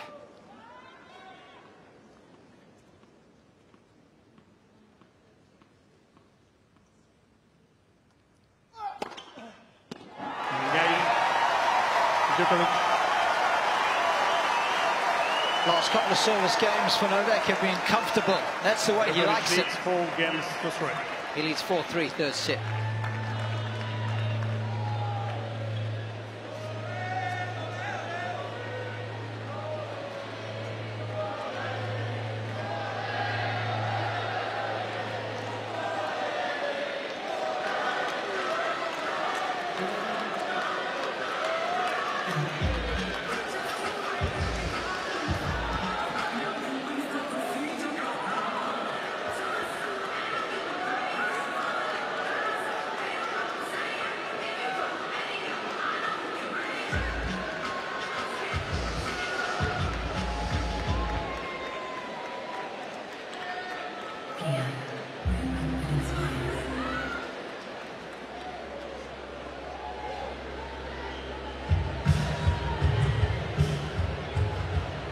Time.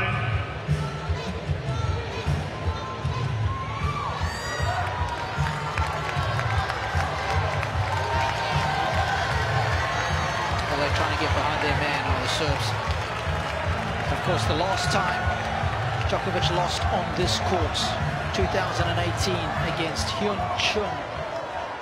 And of course, it was in straight sets as well. And just to put that into perspective, a week later, Jannik Sinner played his very first professional tournament.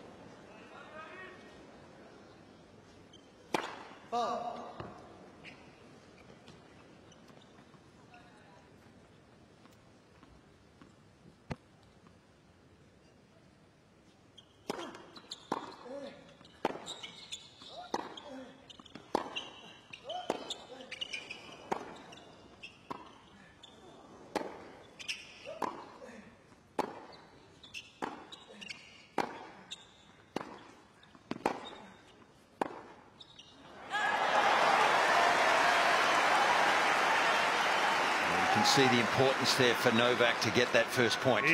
Put a bit of pressure on Sinner, make his heart rate go up. He's disappointed with that.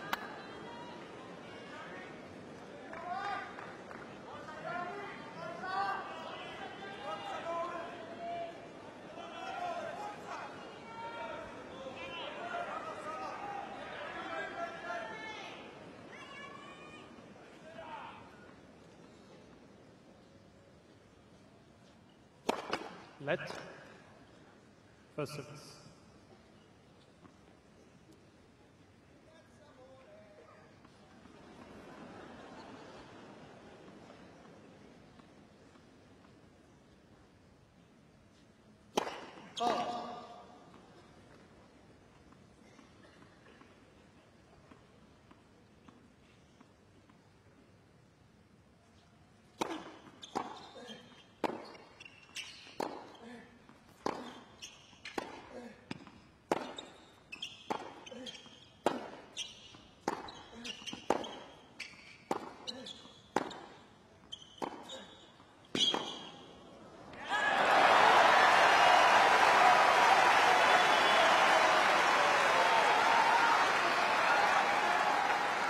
Semifinal.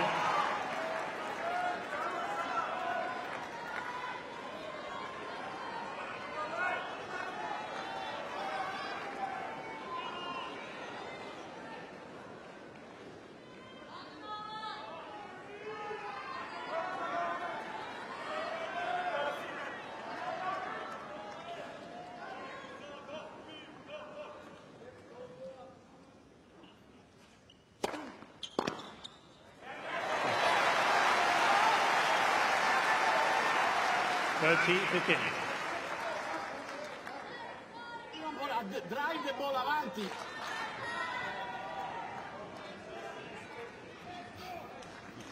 Panici getting involved now with some of the tactics.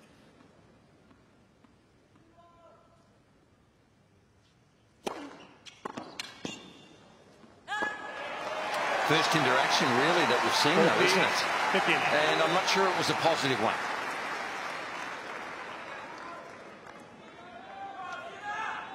But in this box, they all sense the opportunity.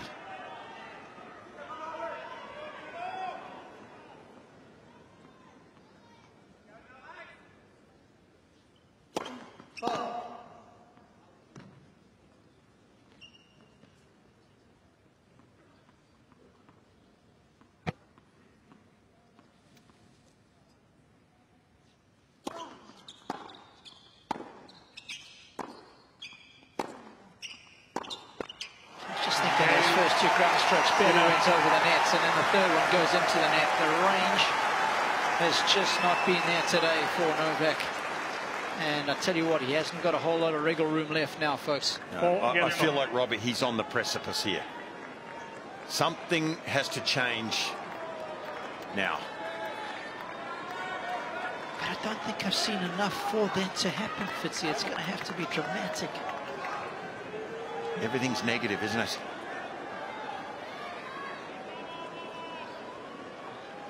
Here we go.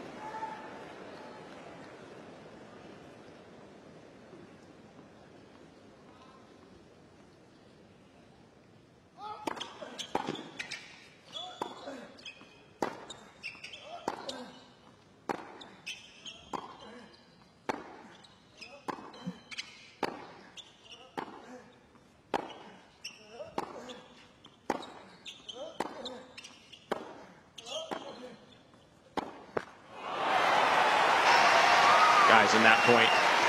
Novak's footwork picked up just a notch, just a little more small, quick steps. I could hear his feet screeching on the court, got himself into position, and went more into the lockdown mode that we're used to seeing from Novak Djokovic.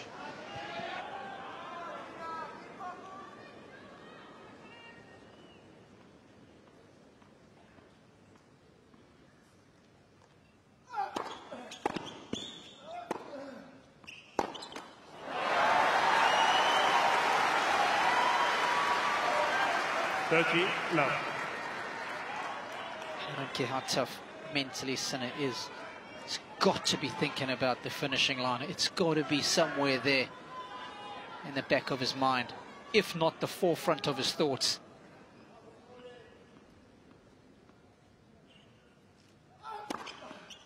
And how's that going to affect his thinking, his shot selection?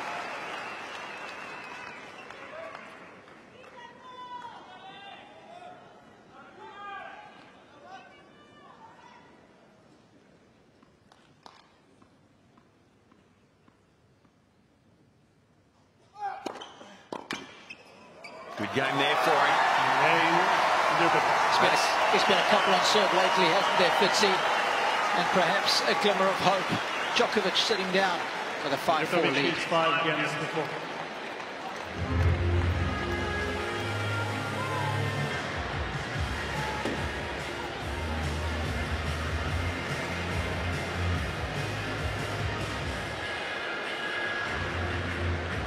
Just wonder, Nick, if he's got to that stage where he's almost playing without consequence, where he thinks, you know what, it's been so bad, I don't care if I lose today. And as we know, that is so dangerous, right?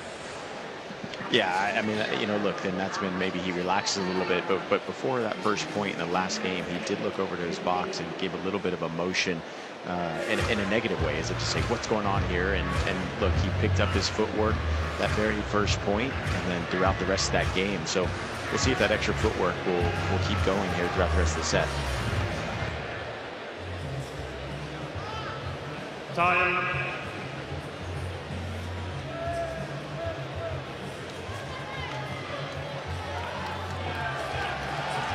For once, an Australian Open, it's been record crowds. We're going to top the 1 million mark this year. Of course, an event which began way back in 1905. It's the 55th Australian Open. And for the 37th year, we are here at Melbourne Park.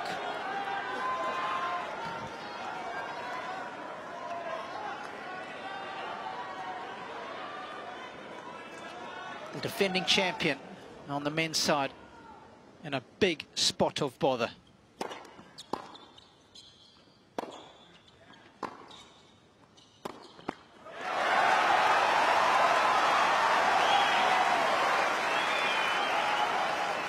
Cain.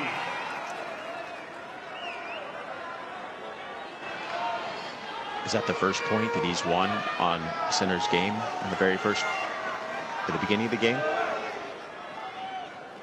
It could well be. Players are ready, thank you.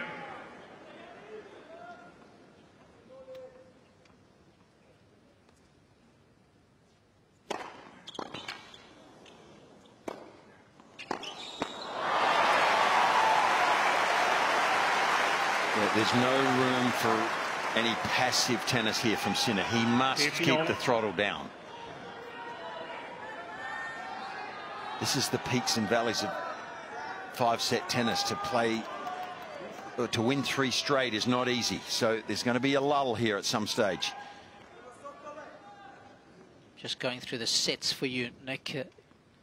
Last game of the first set, Novak actually won the opening point there.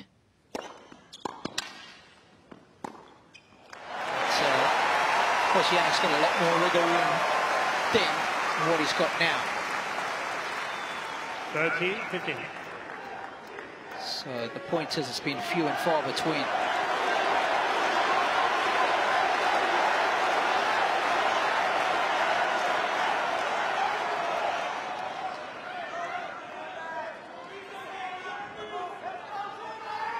Thank you.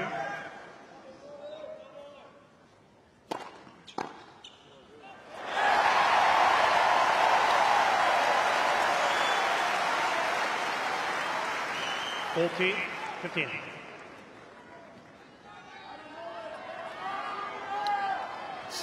It's telling me that Sinner's only at 61% first serves. It seems better than that to me. It feels like he's serving so well here.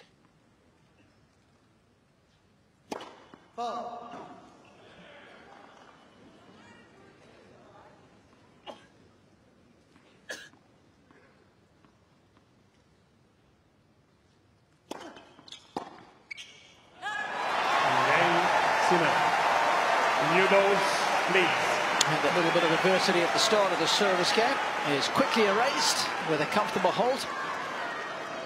I just feel like his mental application here, Sinner, has to be to go out here and win this match, win this set. Don't fall into a trap of thinking Novak's going to give it to you and play safe.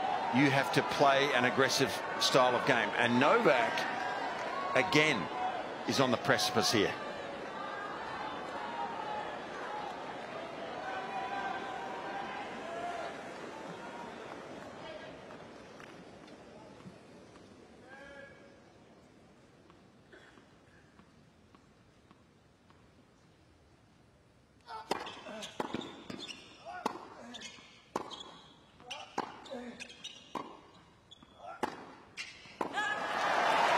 And it's worth reiterating. Djokovic hasn't had a break points in the entirety of this match. The last time he lost here was 2,195 days ago. Don't forget about the 18 hours and 21 minutes. Hyun Chung, 2018, straight sets. Oh, a big miss, a big one. A poor drop shot from Djokovic. And a rush of blood there right before impact. Yeah, guys, I've never seen him hit that one. Again, I've been practicing next to him the last few days, and when he's come up to the drop shot, he's always kind of used the continental grip and normally drop shotted it back, but never used the topspin grip like he tried to there. Maybe a bit of nerves.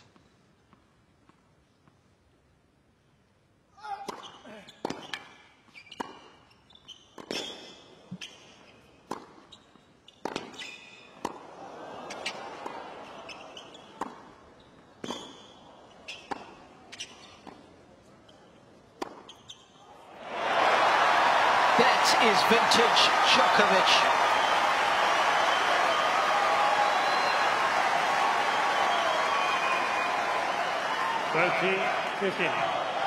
Well, that missed forehand on the previous point for me is an indication that players cannot help but start thinking about the score at some stage. You have to try not to. He's close.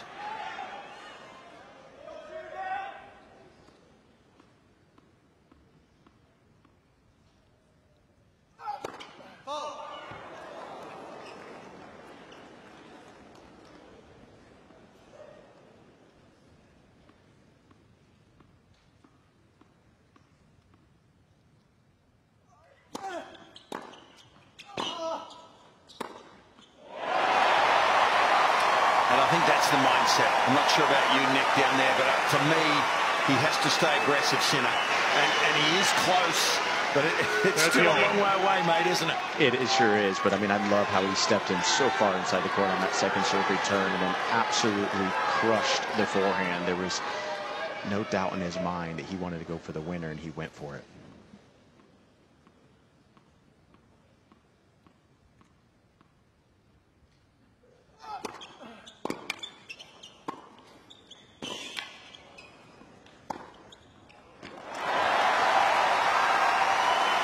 Perfect first serve.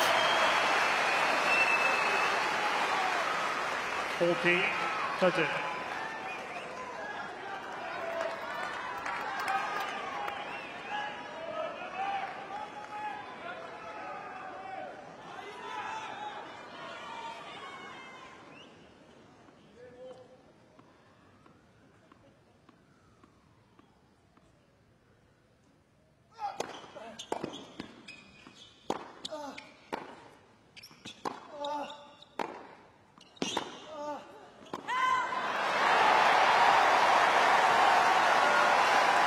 you guys, but my heart rate's up here. He has not lost in a semi-final here, Djokovic, in the 10 times he's been that far in this tournament. He's won every title when he gets to the semis. Yeah, guys, you can feel the tension down here. I mean, people are on the edge of their seats. I mean, I'm sweating from the tension right now.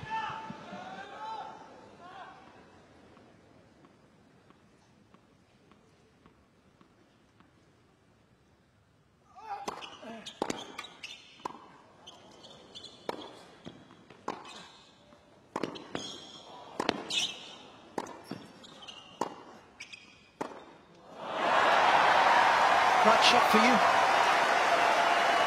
He tried to finish the point. It's a higher risk. Advantage, Djokovic. But if you make it, there's more reward in that one. He went for it.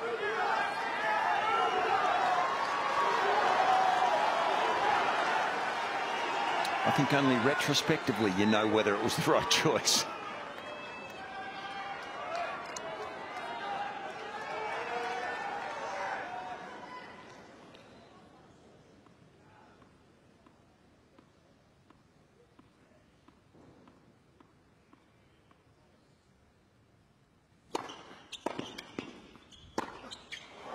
Goodness, that's a bad miss for this man. He's no normal tennis man on a tennis court is Novak, and he rarely misses an easy one like that. It's just the pressure Jannik Sinner's putting on him, right? So many returns back in the court. There's just not a lot of free points off of Novak's serve.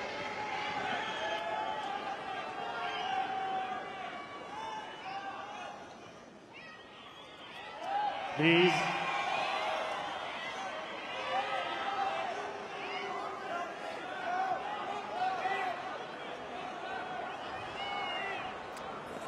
Some commotion in the crowd here. We're not quite sure what it is. I think it's an issue with someone maybe fainted. Yeah, guys, it looks like somebody maybe fainted in the crowd. We could hear the help coming from the stands up there, and looks like maybe a doctor's on the way. Yeah. So first things first, we hope everything's okay there. It could be a medical issue, but certainly going to be an interruption of play here.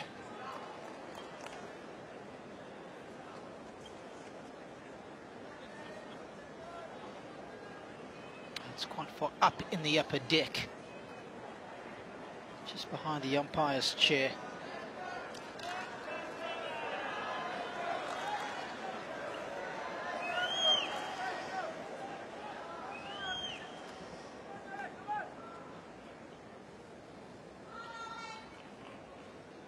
Interesting decision if the umpire wants for this to continue or not, Fitzy. Whether you wait for the person to be escorted or to be rescued out of the stadium. Yeah, you just hope it's not life-threatening what's going on up there. But yes, Absolutely. it's Yeah, I'm just seeing a doctor who just finally got up there with her medical pack, and so I can't see the individual, but definitely there is a doctor with a medical pack. So we'll see what's happening up there. I think it's going to take some time if you want to sit. No? So the umpire just asking the players, it might take some time. Do they want to sit? Neither taking that invitation. Yeah, I can hear you.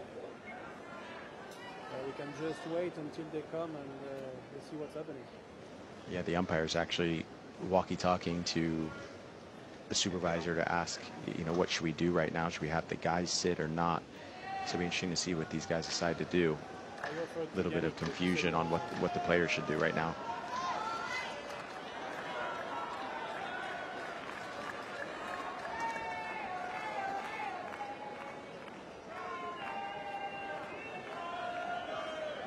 Novak looks like he's going to the side of the court.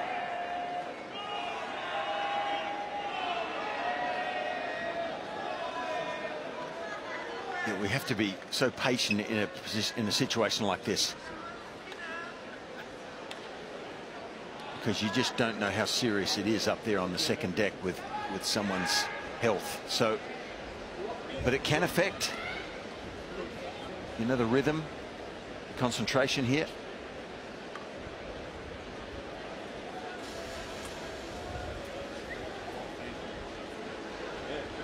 More and more medical team arriving.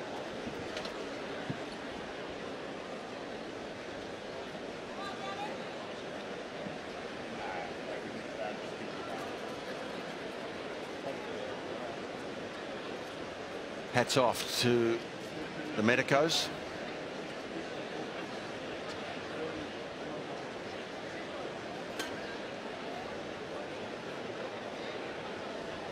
Gee, what a state of play this is, Robbie.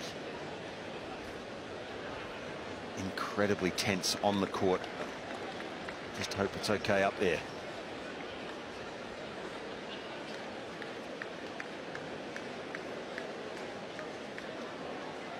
Yeah, Novak Djokovic actually taking off his wristbands, putting on dry ones now. It's a little bit of a mental reset, you know, when something like this happens.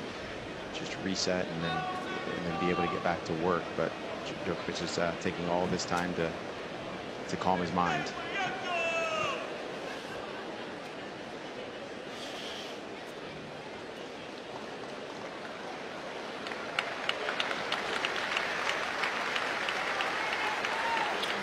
He's okay, the gentleman now. Looks like he's on his feet.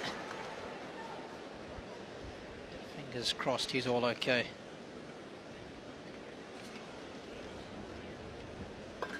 Yeah, it seems like he's walking out on his own accord. Great to see. Thank goodness. A bit shaky maybe. Fingers crossed. Our thoughts go with him, and the players seem ready.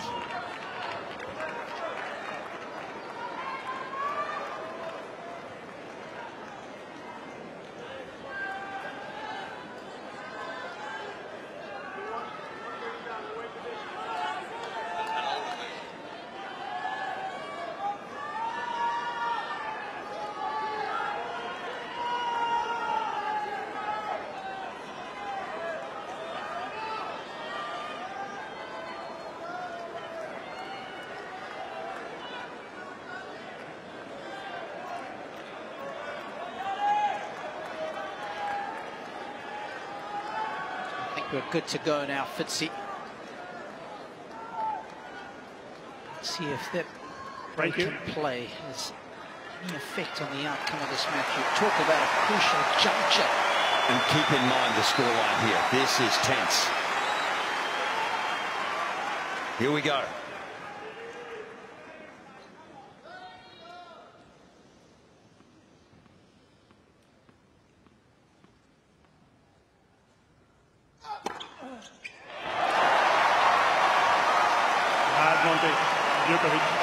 With respect, how good is that? First ace in the match, boys.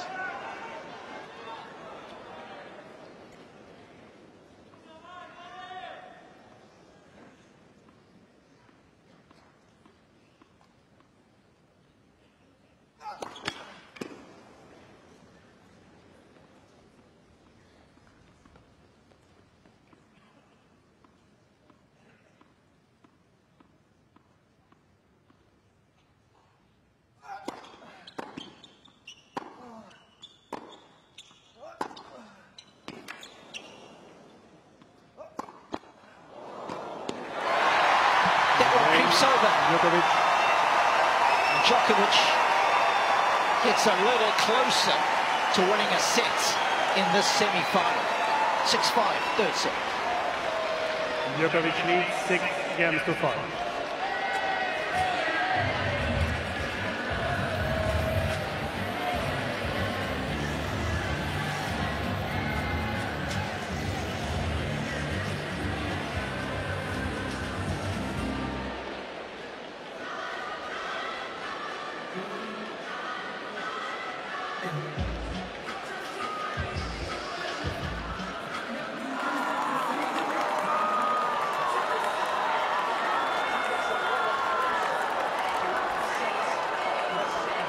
Sometimes you just don't know. You just don't know how a break like that can affect the outcome, and it can change the course of momentum. So the job ahead here for Jannik Sinner now. Time.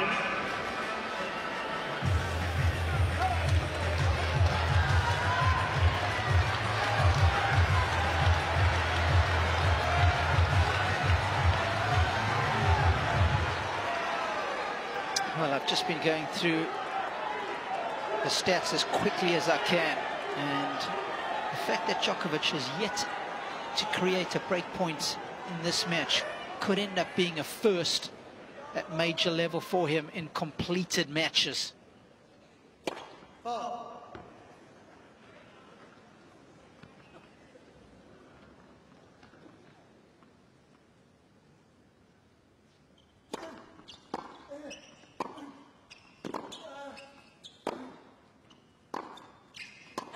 Against Burdick, it was just one set in a couple of games. Fitzy wasn't able to create a break point on that occasion, and the quarterfinals of Wimbledon. But again, we talk about defying the odds. So much stacked against Sinner. Can you imagine if he beats Djokovic without facing a break point? What a footnote that would be.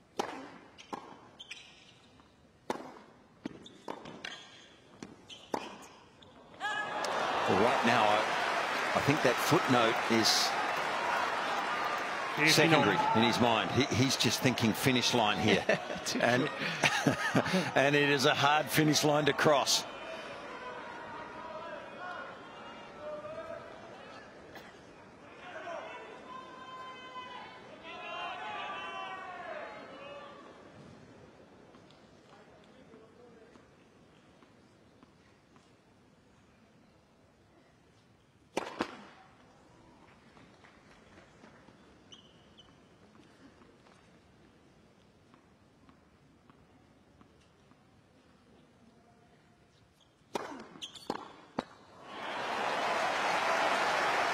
Good serve, wasn't it? Pretty big one, a second one, 177. It was almost a first serve and jammed Djokovic beautifully into the right hip.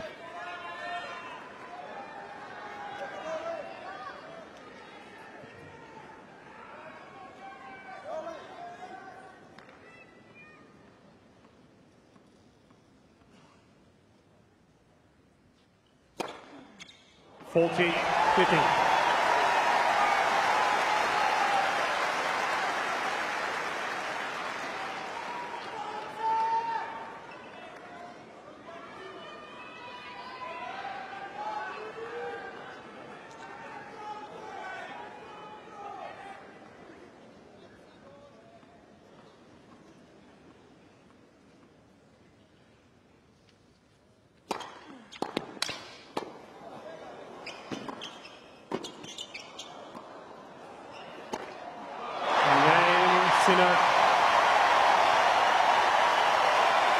Well, he's been all over the courts, and he's displayed all court tennis.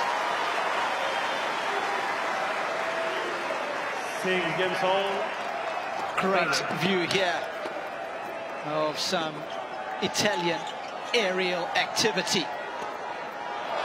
Great dexterity in the wrist. Nice way to enter the tiebreak. Undefeated since 2018 on this court.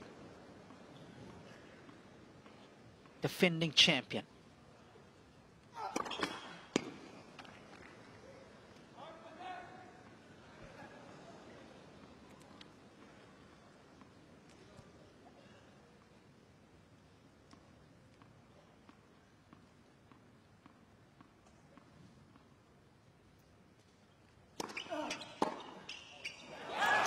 I was just watching back the last tiebreak that these two played. Of course, it was their deciding set tiebreak in the round-robin group stages in Turin.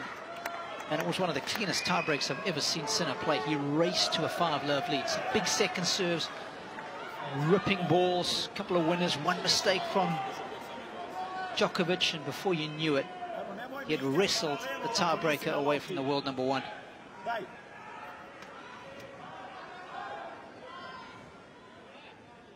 But he won't have the luxury of a 5-love start this time.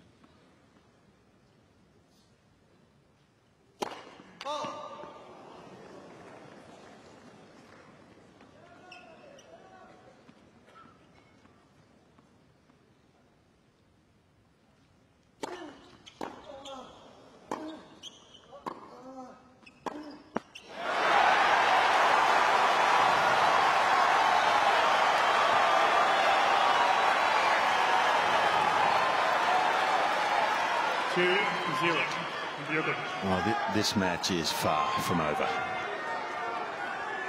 Sometimes that sets the tone early in the tiebreaker. Djokovic's belief will start to rise. The crowd will get involved. The job ahead here for Jannik Sinner in this breaker.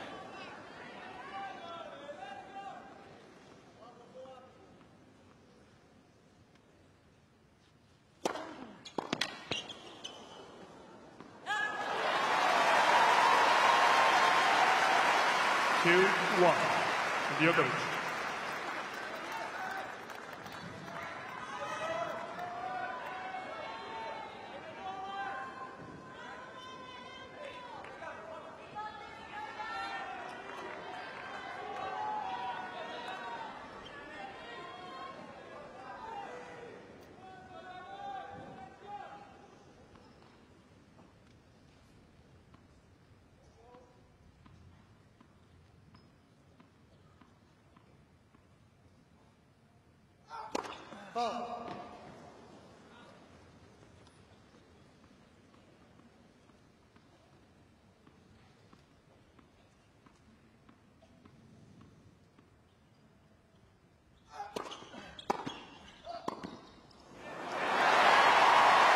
I was wondering whether he'd go for a huge second serve there. He didn't. And Sinner was all over that forehand.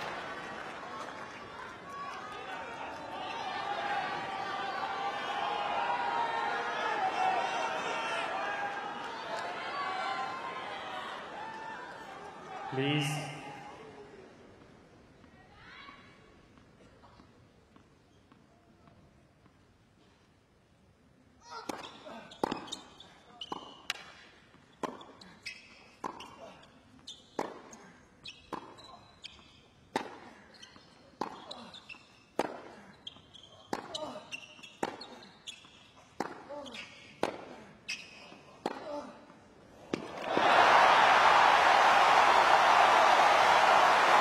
A forehand of rich quality. 3-2. You know, in these rallies, you so often have retrospective thoughts. Why didn't I go for a bigger forehand earlier? Djokovic was the one that finally did. It's one of those power angles, Fitzy. Look how early it breaks the sideline. Good speed. Good accuracy.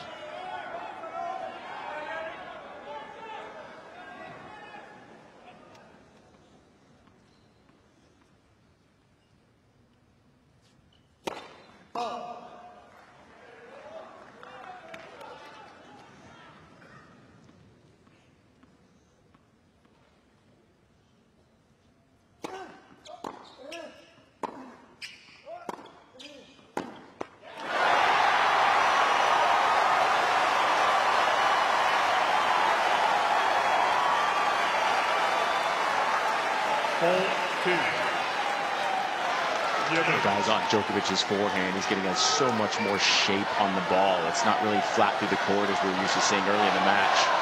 And it's going in.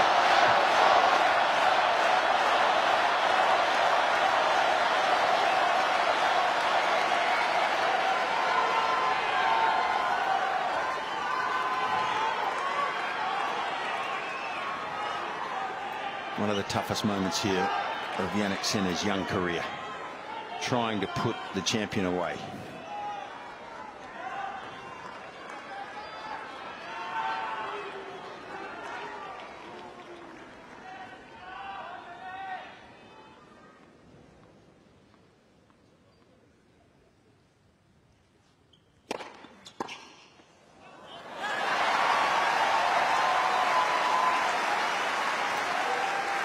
4-3.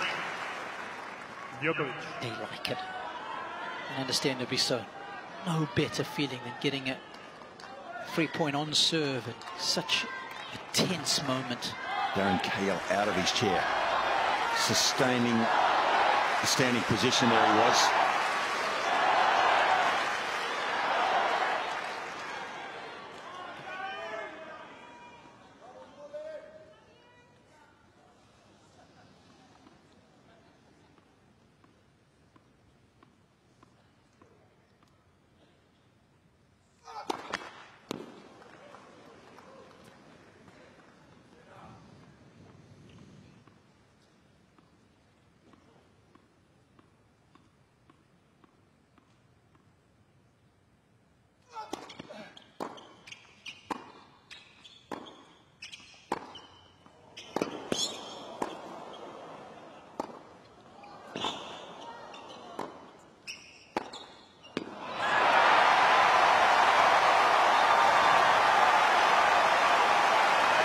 Well, you talk about defending aggressively. How good was Sinner's backhand at that point? They all know how close they are now. You rarely see Darren Cain out of his chair like that. He can smell it. The player.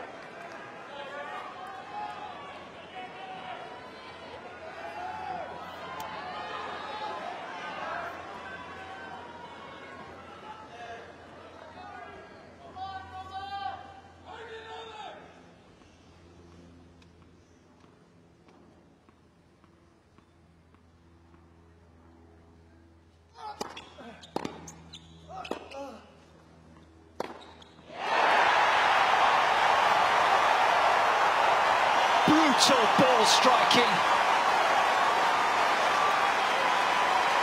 A show-stopping combination.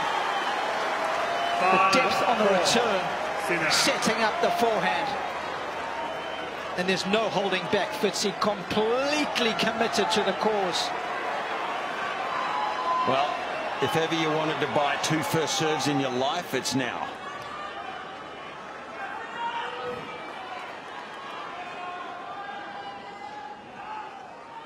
Thank you.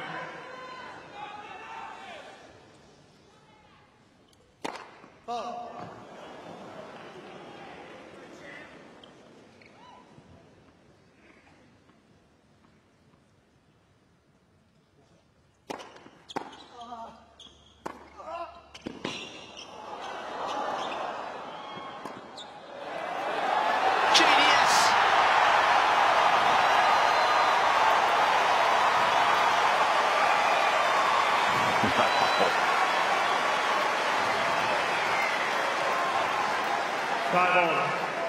It was an awkward ball, wasn't it, for Sinner? And he cheated, didn't he, when he came in? And I think that was genius, but there was a little bit of frame involved as well. A little bit of luck for Novak. You need that sometimes. Yeah, Sinner crowded the net. Was looking for the pass. Novak saw the space.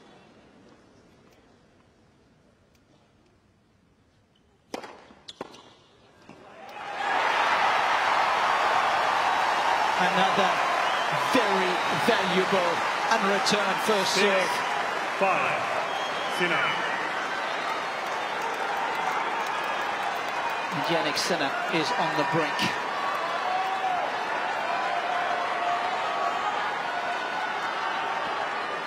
After 2 hours and 26 minutes, he has a match point. Both players ready. Thank you.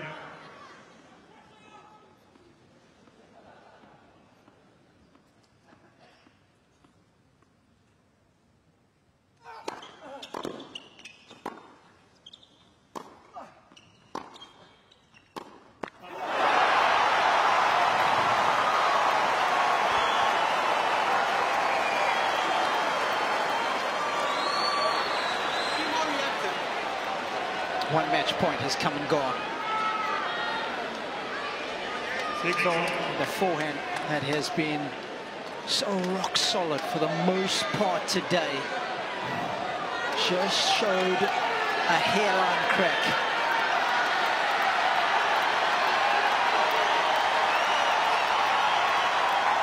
Remember, Sinner has never been to a major final. Came unstuck against Djokovic at Wimbledon in the semis. That's the closest he's been. Please. Thank you.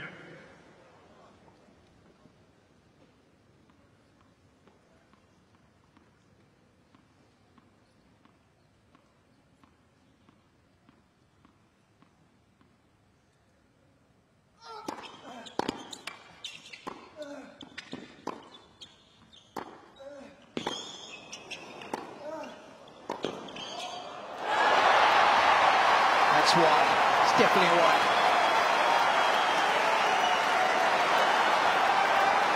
Seven, 6, Djokovic.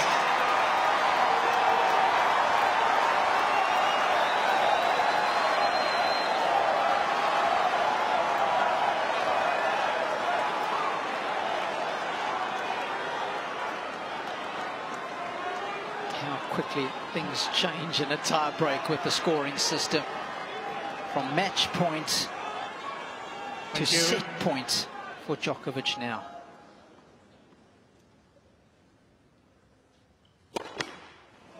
Please, please.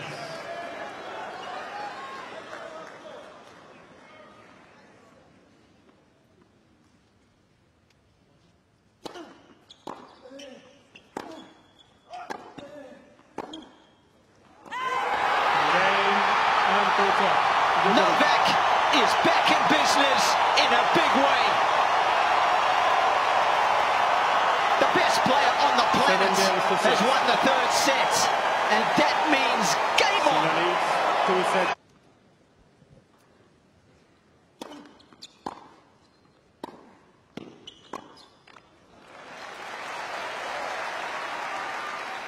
You know, I think all it takes, from Sinner's point of view, is to get a good start. If he wins the opening game, he'll be back on track. That's the mentality I think he has to incorporate anyway. And it's still a long journey for Novak. I'd rather be up 2-1, wouldn't you? You can't pick a winner, though. I'm not saying that.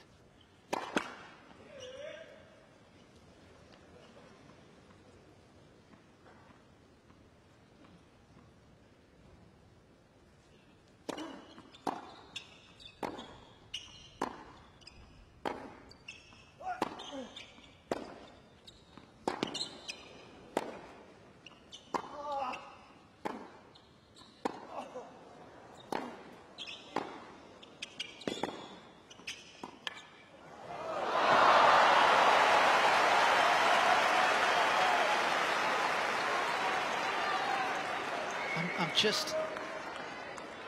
The thing that lingers with me, and it's probably because I'm a mental midget, is the effect of having a match point. I don't know how long that stays around in your head. If it was me, it would stay around for a long time. I would need at least 3 service holds before I'm starting to forget about it. But obviously these guys are different stratosphere. Yeah, maybe they shouldn't incorporate... Yeah, maybe they shouldn't incorporate you to be their mental coach, Robbie. Just stick to the big serving and the returns.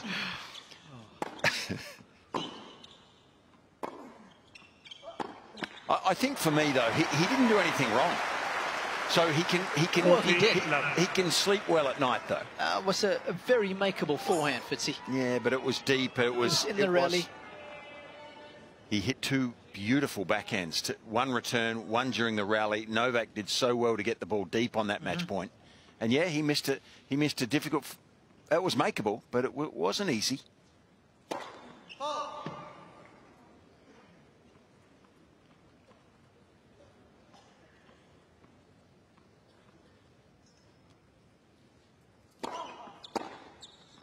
Oh, yes. Well, from Novak, he needs to be more aggressive like that. Yeah.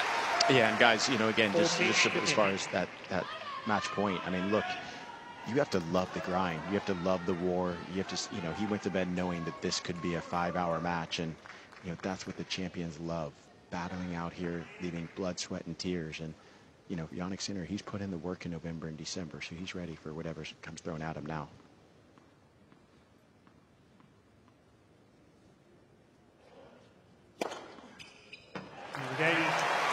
That's one very important, confident service hold First game, fourth set. I like that. I like that a lot if I'm a Sinner fan. The way he has smoothed into this fourth set. And I think he can use that to do what you would have taken 3 games to do, obviously, Robbie. Yep. He put it behind him, put the match point behind him. Now he's ahead. He's playing well. He's up 2 sets to 1. You can't expect to beat this champion easily. No, and again, I'm not being critical. I'm just asking the question. It's one thing when it happens in the semi-final of a 250 or 500 or even a Masters 1000, but you know, just given the magnitude of the occasion, I was just wondering if that affects you differently from a mental perspective. Well, I think we'll find out. We'll find out. Yep. A lot about Jannik Sinner today.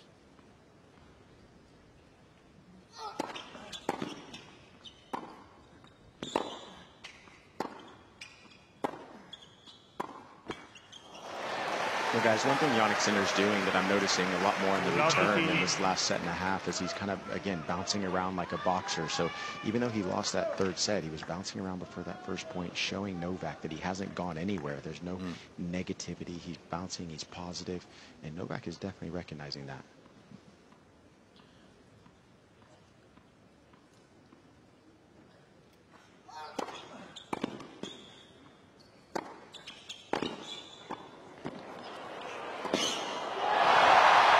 What athleticism!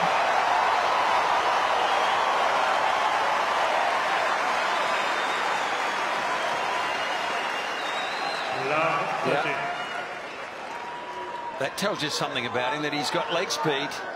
He gets the right way here and starts moving straight away. That's quick to get there. Dynamic balance. So easy on the eye.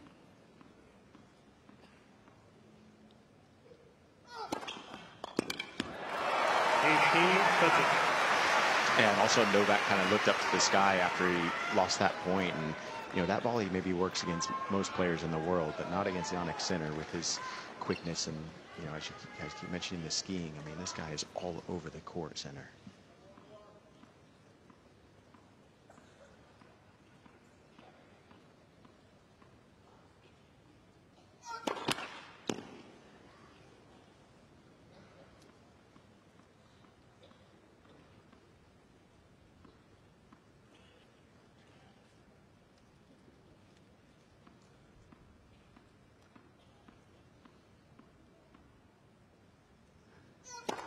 Let.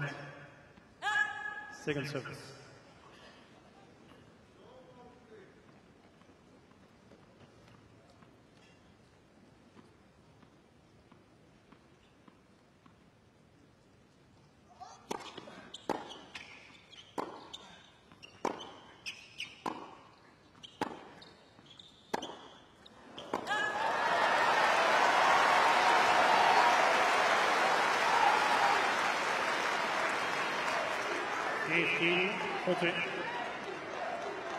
Well, they say in life is 10% what happens to you, 90% how you respond. This could be the ultimate response from Jannik Sinner. He's got 2 break points.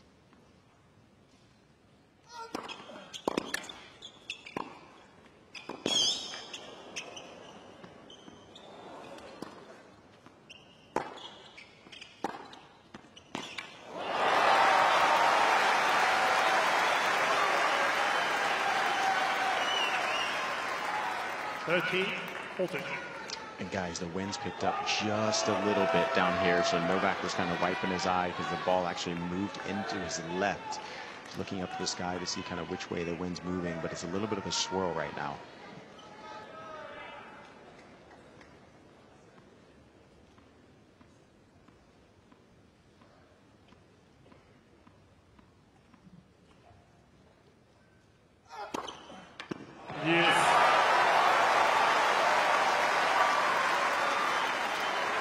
I think if there's any advice for Jannik, it's when you get the ball to hit, you have to hit it. Novak has done that a few times at the back end of the 3rd set.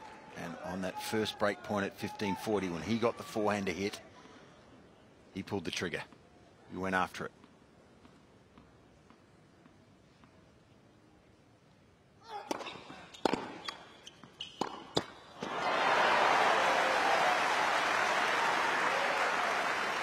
Advantage, Sinner.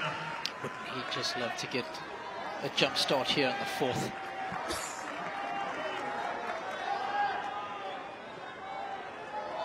He's got a third opportunity for an early break.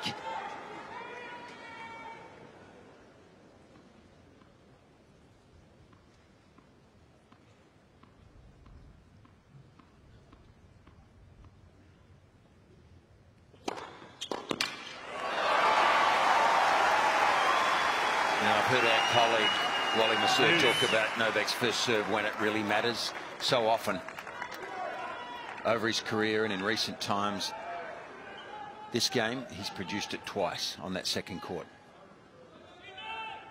when it really matters.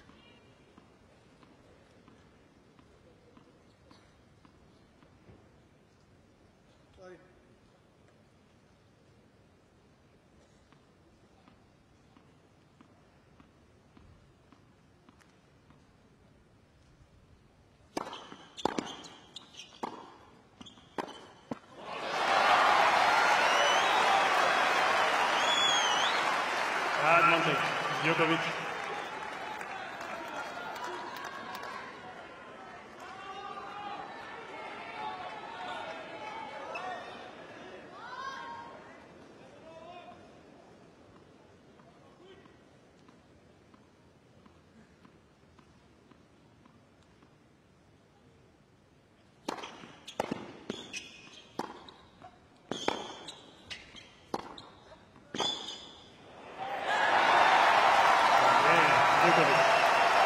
Big hold, wasn't it, in the context here? Gutsy hold from Djokovic. 1 game off.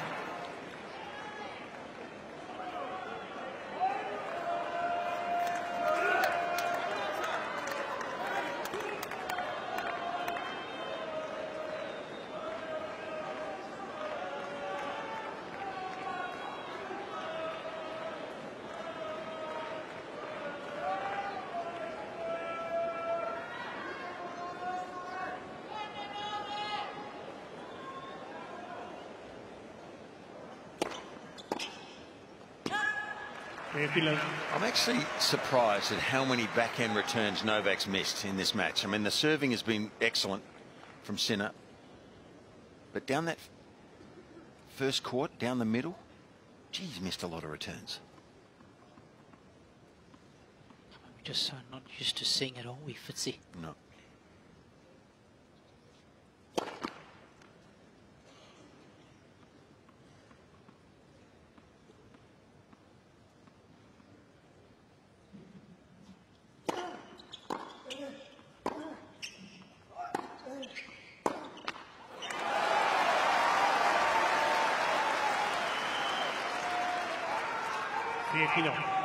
Yeah, and it's interesting, guys. I mean, Novak kind of keeps wiping his eyes, and I think, again, a little bit of a swirl out here, maybe a little dust getting in his eyes might have something to do with the return, but Sinner's been hitting his spots pretty well.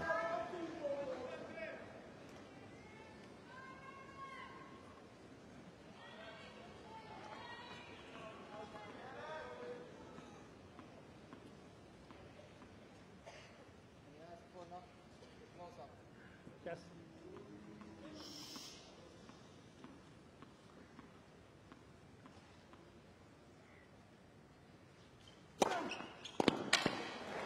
You know, he served that ball so well today. And I'm so impressed because that's a big serve, 186 out there. It's tougher to curve the ball at that speed, and I thought maybe against Djokovic it might have been better to temper it a little bit, take a bit off, get it wider. But he's getting a lot of free points with that big first serve out to the forehand.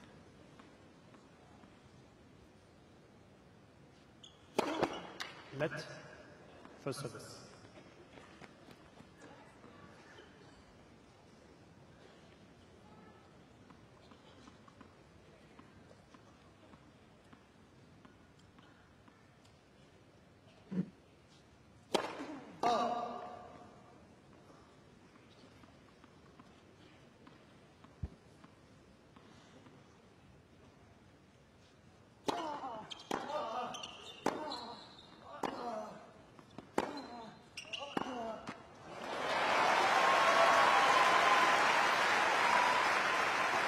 40-15.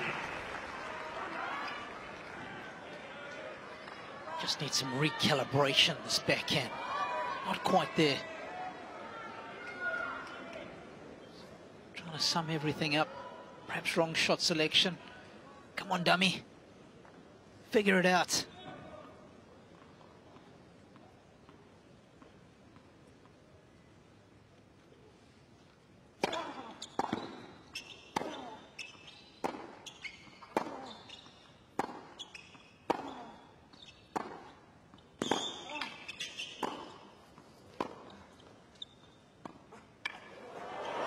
Not up. Maestro he is.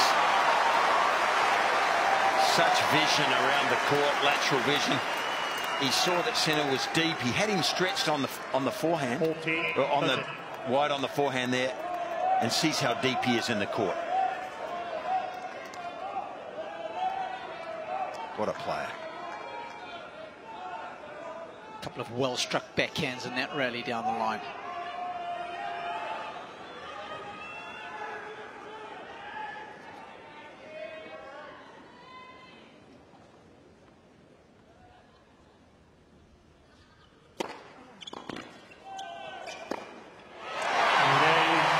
But Sinner shuts the door on the third game with a good hold in the end. It's 2-1, fourth set.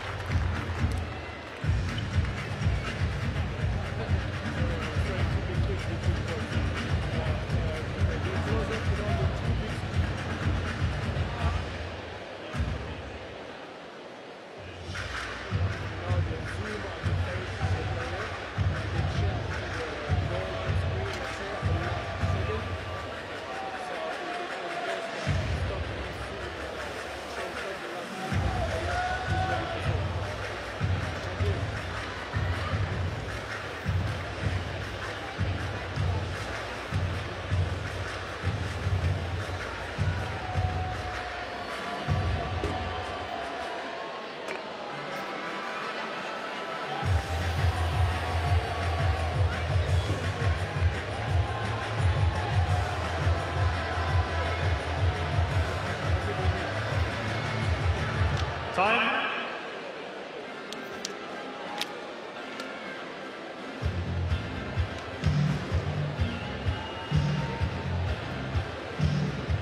Well, just on the change of ends. Okay, the players requesting that they change the camera shot on the big screen right before the players are about to start the points.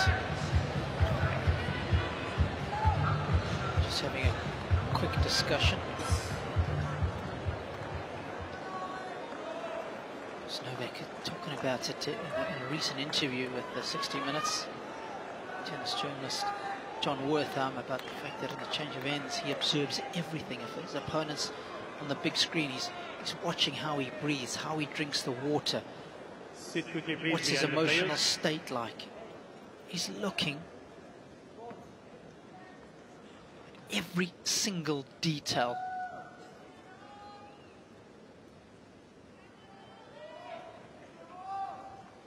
This amazing awareness of everything around him, but still at the same time maintaining a laser-like focus on the match. 15 left.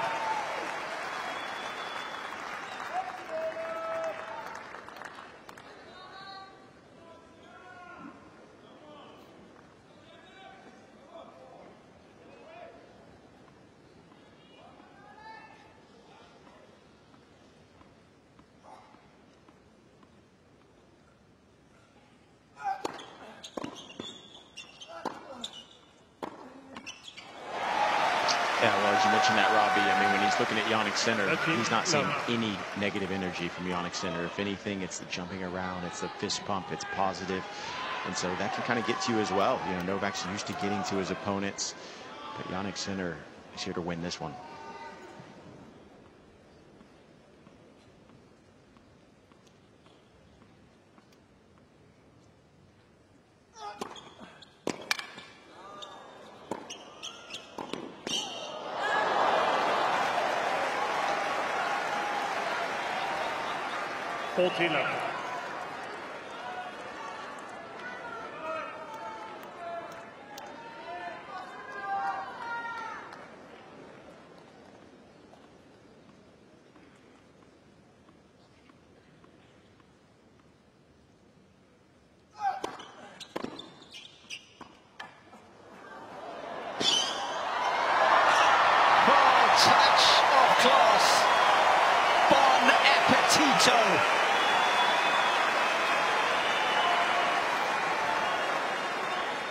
40-15.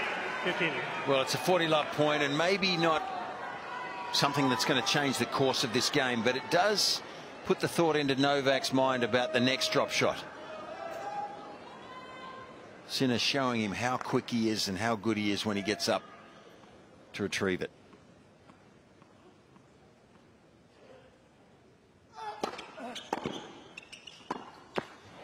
And you never know. It may change the course of this game. 14-13. Yeah, I mean, sometimes a drop shot's good. Even if you lose the point, it just takes the legs out of your opponent. But Jannik Sinner is just looking so fit. No sign of fatigue in any rally. Yeah, that's the joy of winning those first 2 sets so easily, Nick.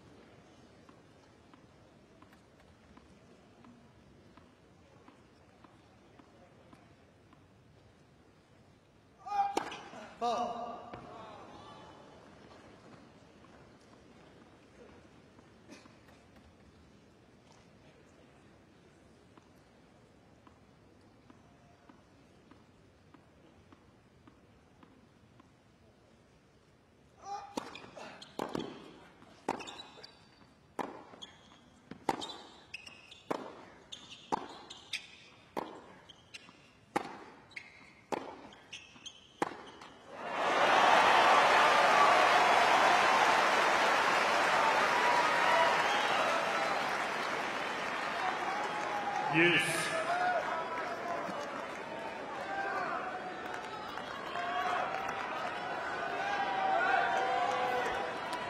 Well, it's given Sinner a chance here.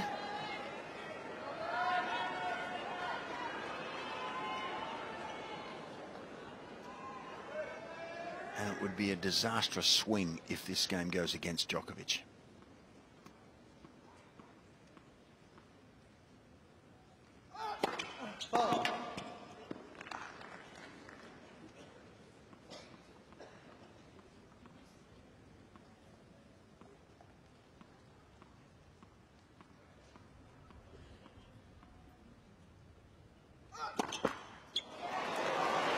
Well, goodness me.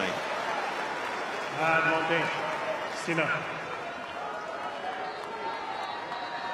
Sinner's backhand return has been so good. Djokovic decides that on the big moment he's not going to go there. Wow, 4 points on the bounce for the Italian.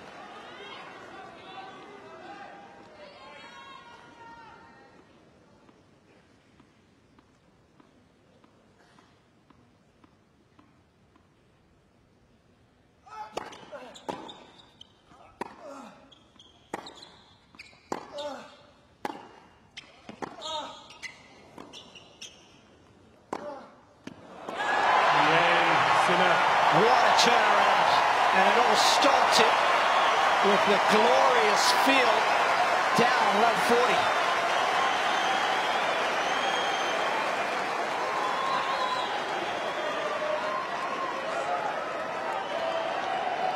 He just cannot believe that he is missing so much with that backhand side.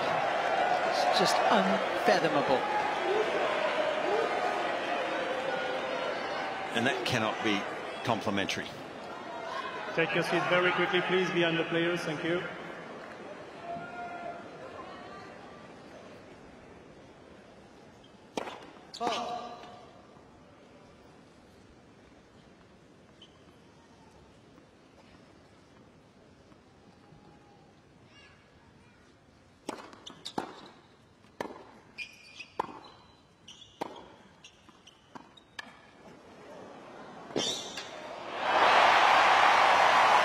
Yeah, he seems a little desperate now, doesn't he? And, you know, there were a couple of matches, I don't know, Nick, whether you saw it, but a couple of matches early in the tournament where Novak wasn't 100% mentally applied. His application was a bit off, and it seems a bit that way right now. Yeah, you know, even against Taylor Fritz, kind of in that first set, he ended up winning it, but then he lost the second. But yeah, for a set and a half, he just wasn't really engaged and applied, and now he's going a little bit desperate, early drop shots. Jannik Sinner's reading everything. How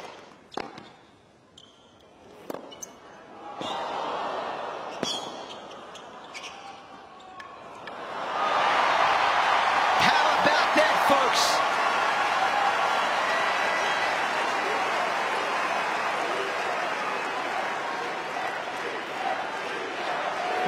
What vision!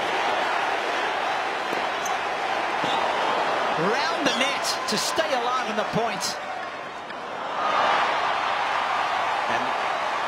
And the run he made in that last game to get to one of Novak's drop shots maybe pays off here.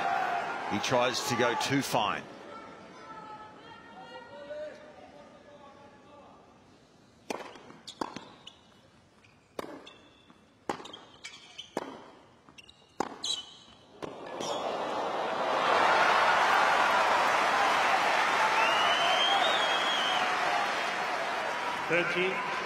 Yeah, you know, so many players, when they're down love 40, you know, whether it's juniors or pros, sometimes they're like, oh, okay, we'll just give up this game. Jannik Sinner did not give up that game. He was down love 40, and Novak serve, got the break, and then look at him now.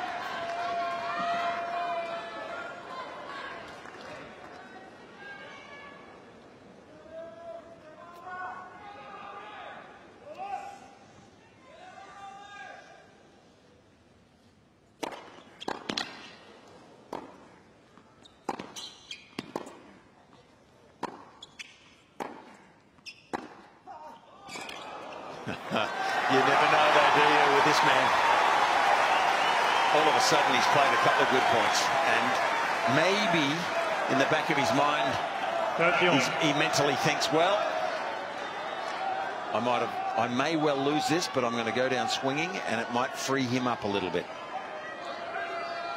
He's been almost inhibited the whole match, Djokovic. Huge game for Sinner.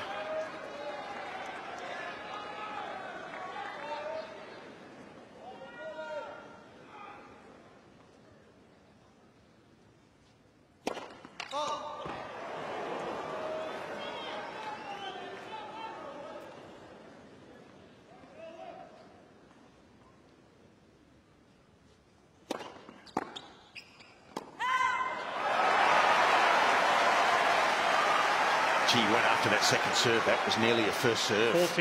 14-13.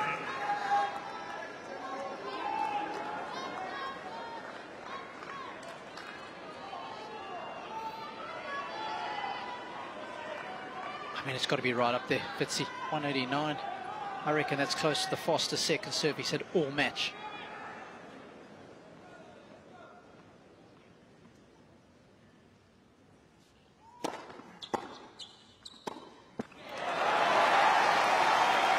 That time, Djokovic measuring his return. We've seen that for the last decade and a half. Yeah, I was commentating Sinner's match against Kuchinov, and if there's one area where he struggled after the serve, it was the return coming down the middle of the court. Just sometimes doesn't get himself around the ball center, and I thought I would see a few more of those type of returns from Djokovic, but Sinner's been great on his +1.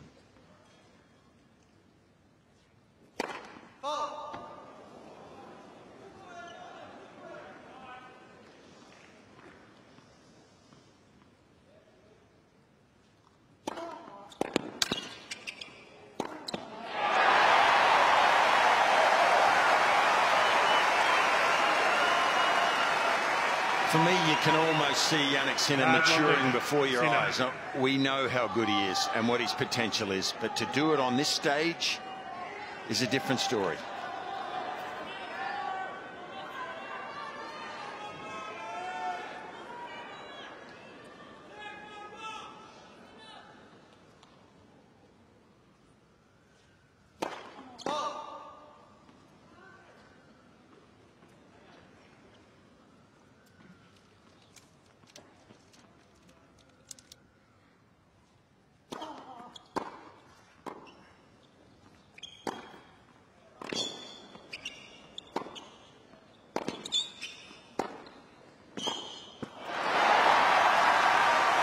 Yeah, it's the ultimate test, isn't it, Fitzy?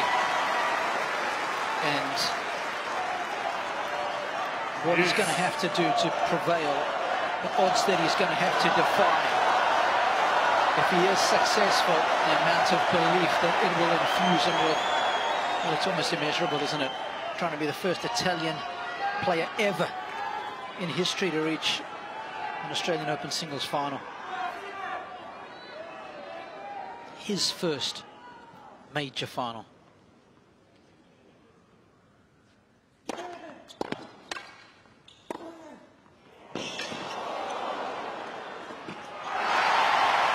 beating Novak in the semi-final of the Australian Open has never, ever been done before. Advantage, Sinner.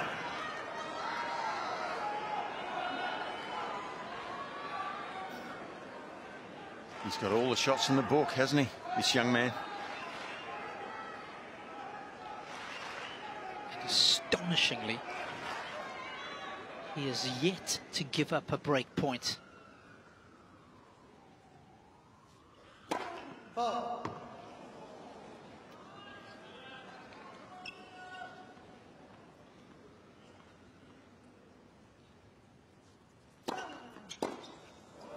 And it still remains the case.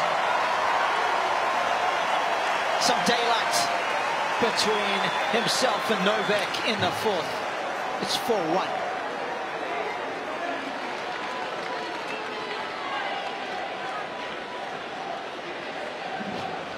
Sinner leads 4 games to 1. Well, how good is this? The beauty of having a singles net. The vision to pull that shot off. I say talent hits a target no one else can hit, but genius hits a target no one else can see.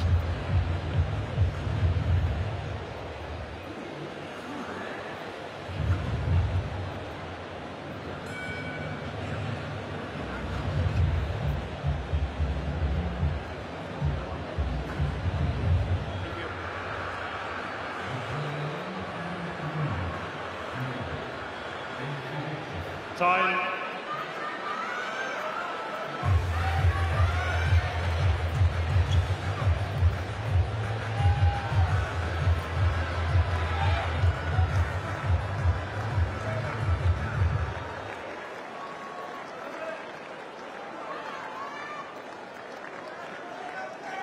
Suddenly now this service game becomes a must-win one for Djokovic.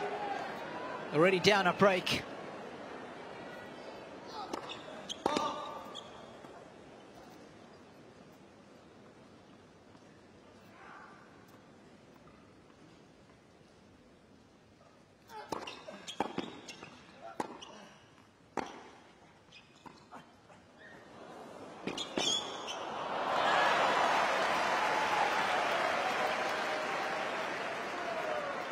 Killer.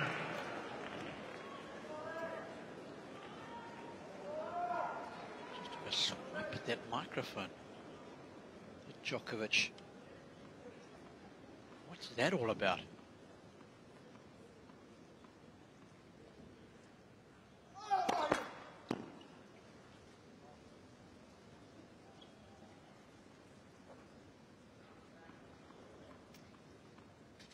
His head right on the line of sun and shade there.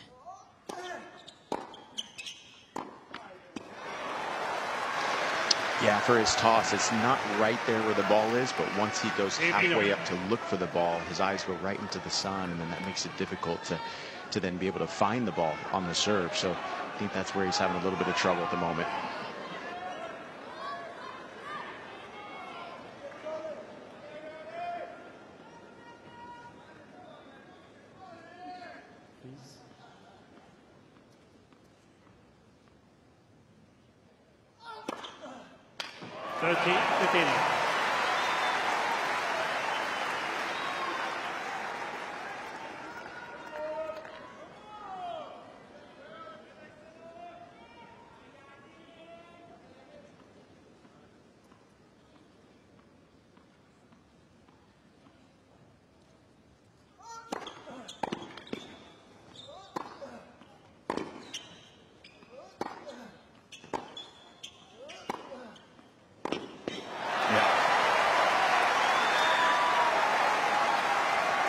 Well, he's going to ask the ultimate question, isn't he, Novak? We're confident of that.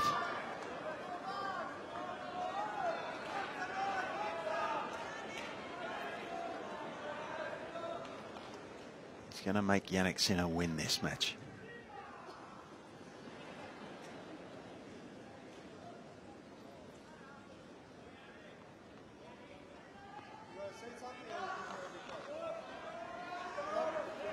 wait, you play.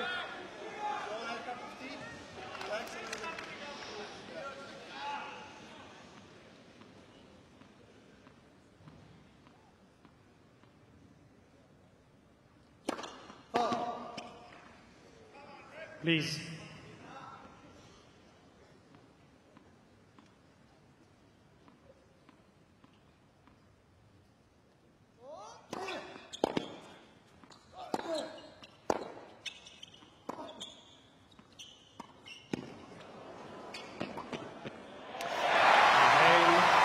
Djokovic. So, Robbie, Jannik Sinner has to win his serve twice if he doesn't break.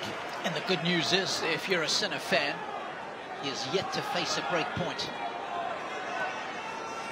Quite staggering against Djokovic too. It's never happened in a completed match at a major. Sinner leads 4 games to 2. That Djokovic hasn't been able to fashion at least one break point opportunity.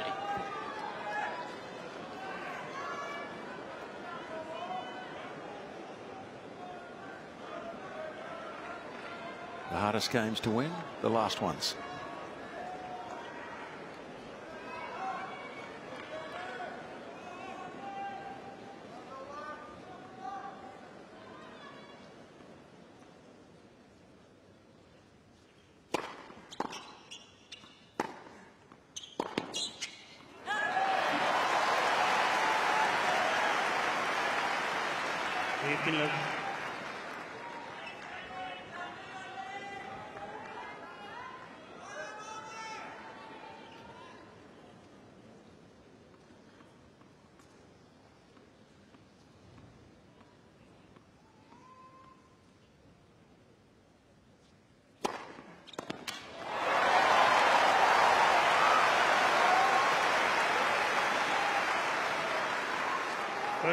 Well, it's on his racket, isn't it, really, when you look at it this way. No break points yet. And if he continues to serve like this, it's in his power.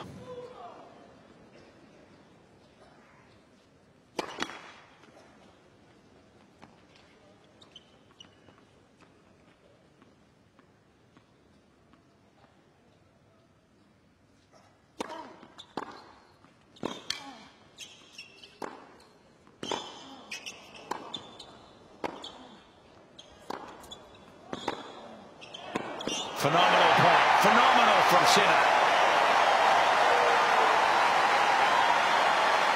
Turning defence into attack. The balance to defend. And then the power to attack. Guys, it's almost like Novak feels like he's hitting 3 and 4 winners, and Sinner's just getting them all back and with unbelievable depth and just so much pressure on Novak. Nicky's made other players feel the same way for 2 decades. Absolutely.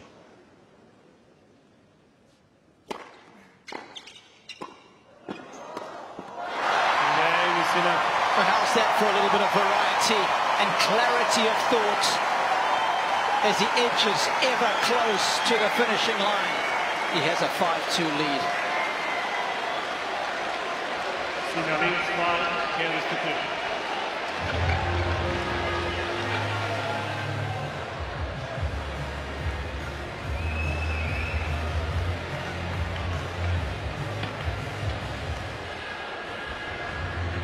Time to push yourself to serve and volley, something you haven't done in a while. And even though the scoreline is heavily in your favour, just the mere fact that he has the presence of mind to keep mixing it up, perhaps keep taking himself a little bit out of his comfort zone. I'm not sure he'd go to that if he really needed the point, if it was match point, or he may, but I think just a sign that he was feeling confident and loose there. Yep. And that's what he needs to go into this last. Well, is this the penultimate game? Maybe.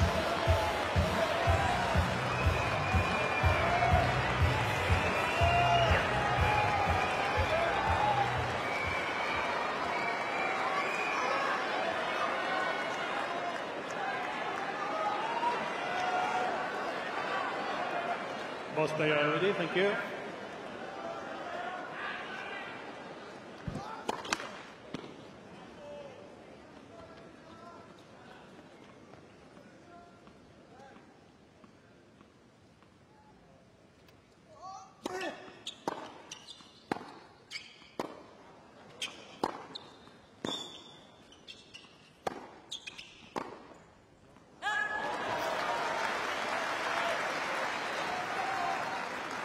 Finland.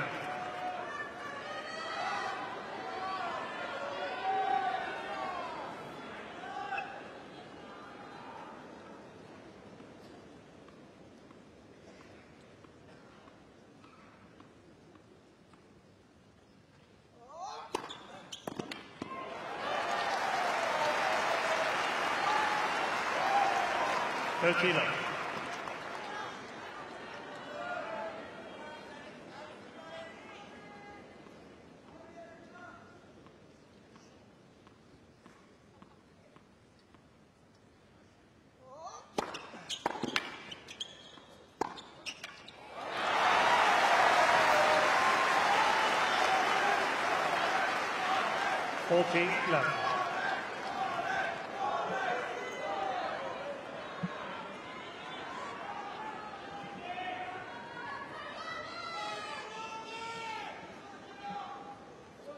Please.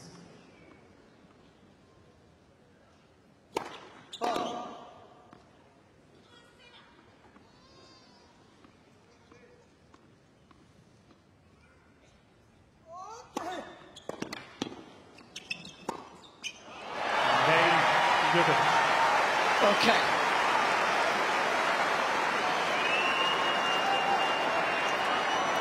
It all falls on the shoulders of Jannik Sinner now. Sinner 8-5 against the 3. One decent service game away from a first major final. And to be the best, you got to beat the best. All the changes that he's made to the serve coming to fruition in this all-important match. Yet to face a break point, serving for a place in the final.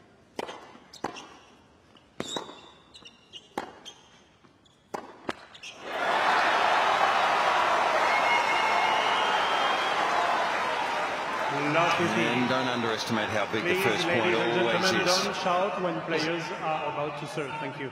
27% differential. Holding serve versus not holding serve. But if you lose that first point, Fitzy, it's a huge swing.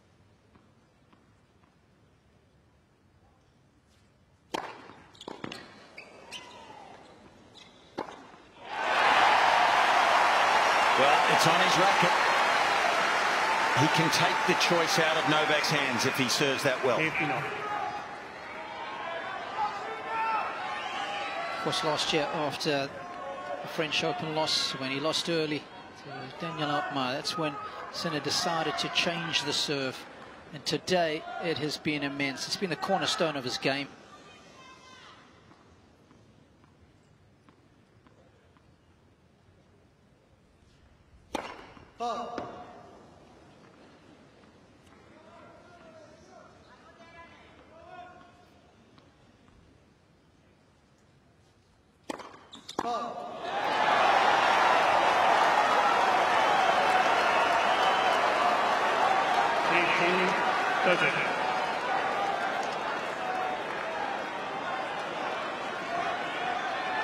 And I make that the very first double fault of the match for Sinner.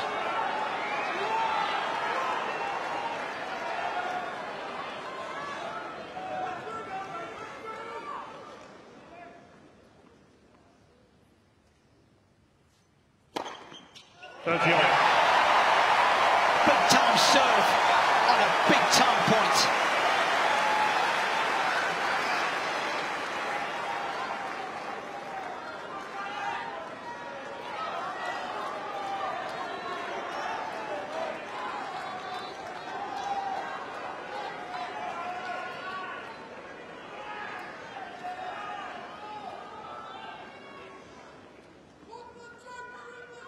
Please, both players are ready. Thank you.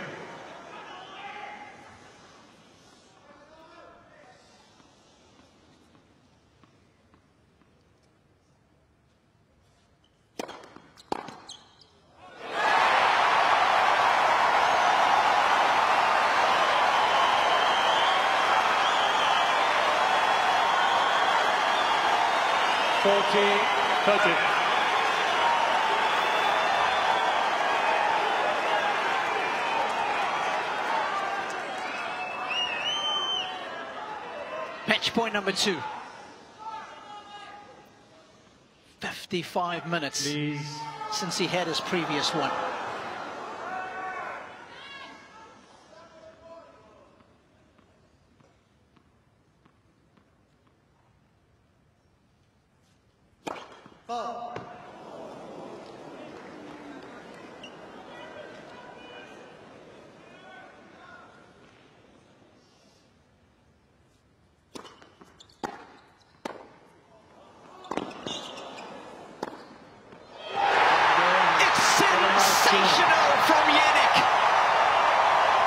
He is through to his first major final. 6-7, 6-3.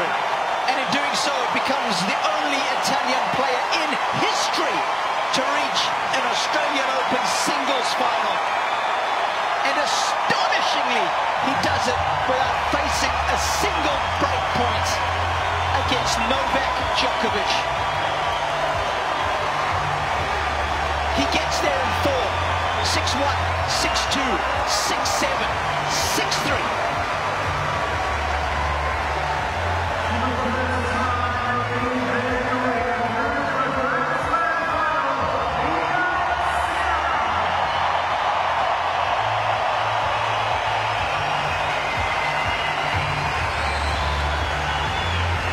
Well, what a moment, Robbie. What a moment. Not just for this young man, for Italian tennis. For the global stage, the first time ever Novak has lost at this level. Let's pause for a moment to admire this man.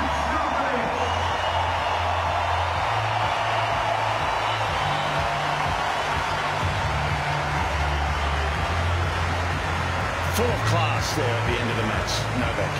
Yeah, we all know we will never see anything like this in our lifetime again. I don't think so, Fitzy. He's won here 10 times. It won't be 11.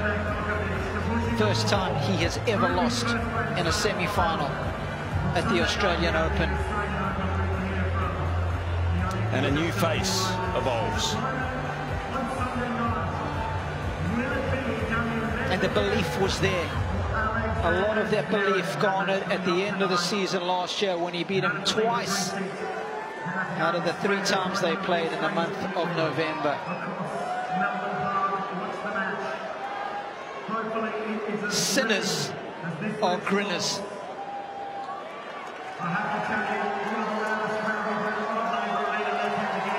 And he has a big smile on his dial.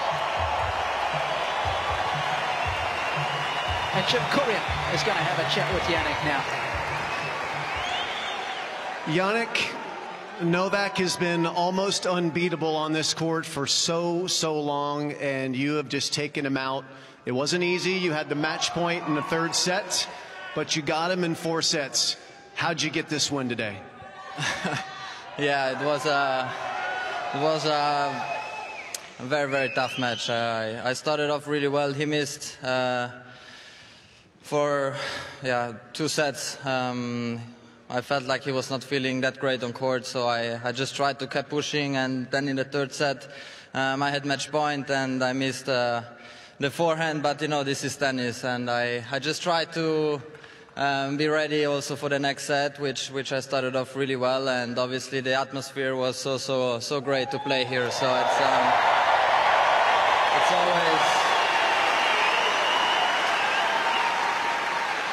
always, I was looking for I was looking forward for this match.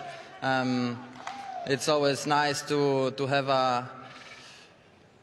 this kind of player where you can learn from. I lost last year in the semis in Wimbledon, so I think I learned a lot from that, and you know, it's all part of the process. I'm really happy to share this here with you guys and also with my team.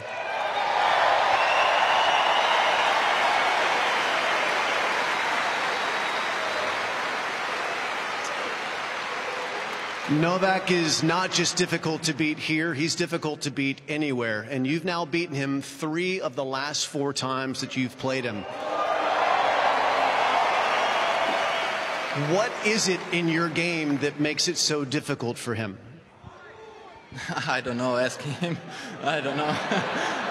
But I think we play really similar, and you have to first of all trying to return as many balls as possible. He's such an incredible server, so I try to guess sometimes a little bit also, and just trying to push, trying to move him around a little bit. I'm not going to tell you the tactics, but because I have the feeling that, or I hope so, that I might play him hopefully a couple of different matches also, but it's a pleasure to be here. As I said, they call it a happy slam for one reason.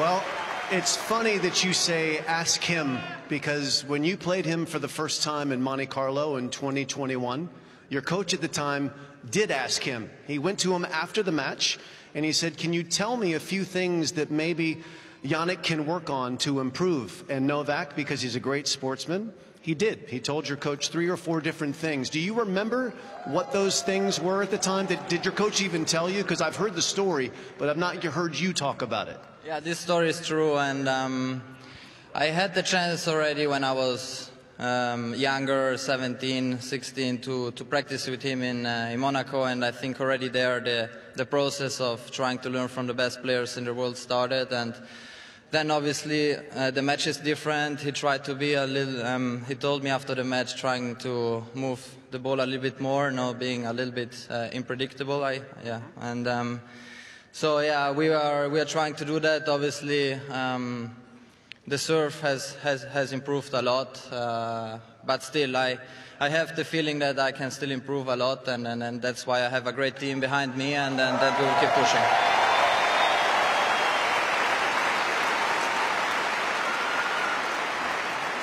There's no question you've improved a lot. All we have to do is look at the rankings. You're up at number 4 in the world. All we have to do is look at the results. You're into your first major final. What do you think about that? Yeah, awesome.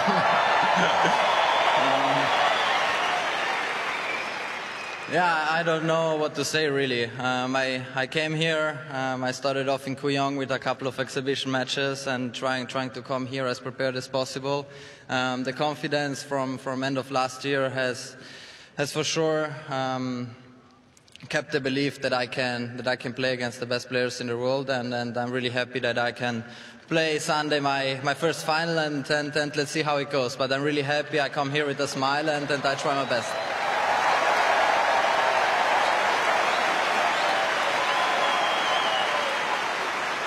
So there'll be 2 other players that are playing some amazing tennis, playing a semifinal here in about 1 hour and 15 minutes. Sasha Zverev, Daniil Medvedev, you know them both, you've played them both. What do you think about that semifinal? Are you looking forward to it? Will you watch it closely? Yeah, I will watch it for sure, because as I said already, I'm a huge tennis fan, so it's good to watch also for me. I'm a bit more relaxed now, but but in the other way, they are such incredible players. They have met already so many times. It's going to be really interesting. Sasha, he's playing back at 100%. He's playing great, and also Daniil. So hopefully it's going to be a great match, and then we see what's coming on Sunday. You will. You have your team, of course. They're very important to you. I haven't noticed. Is your family here, or are they back home? They're back home, and they will stay home. They're going to stay home. Would you like to maybe save yourself and say something nice to them right now before we leave the court? Yeah, it is 8:15 in Europe, so good morning, guys. But not only to my family, I think for all the people who are close to me, and also all the Italian fans. It's always really nice we try our best, because we have also the men's doubles in a final here with Bolelli and Vavasori. So it's good to have some more Italians, and yeah, obviously I really appreciate the love and the support, not only from home but also here in the stadium, which is awesome, and hope to see you guys all Sunday. A big congratulations to Jannik Sinner. What a match. That was awesome.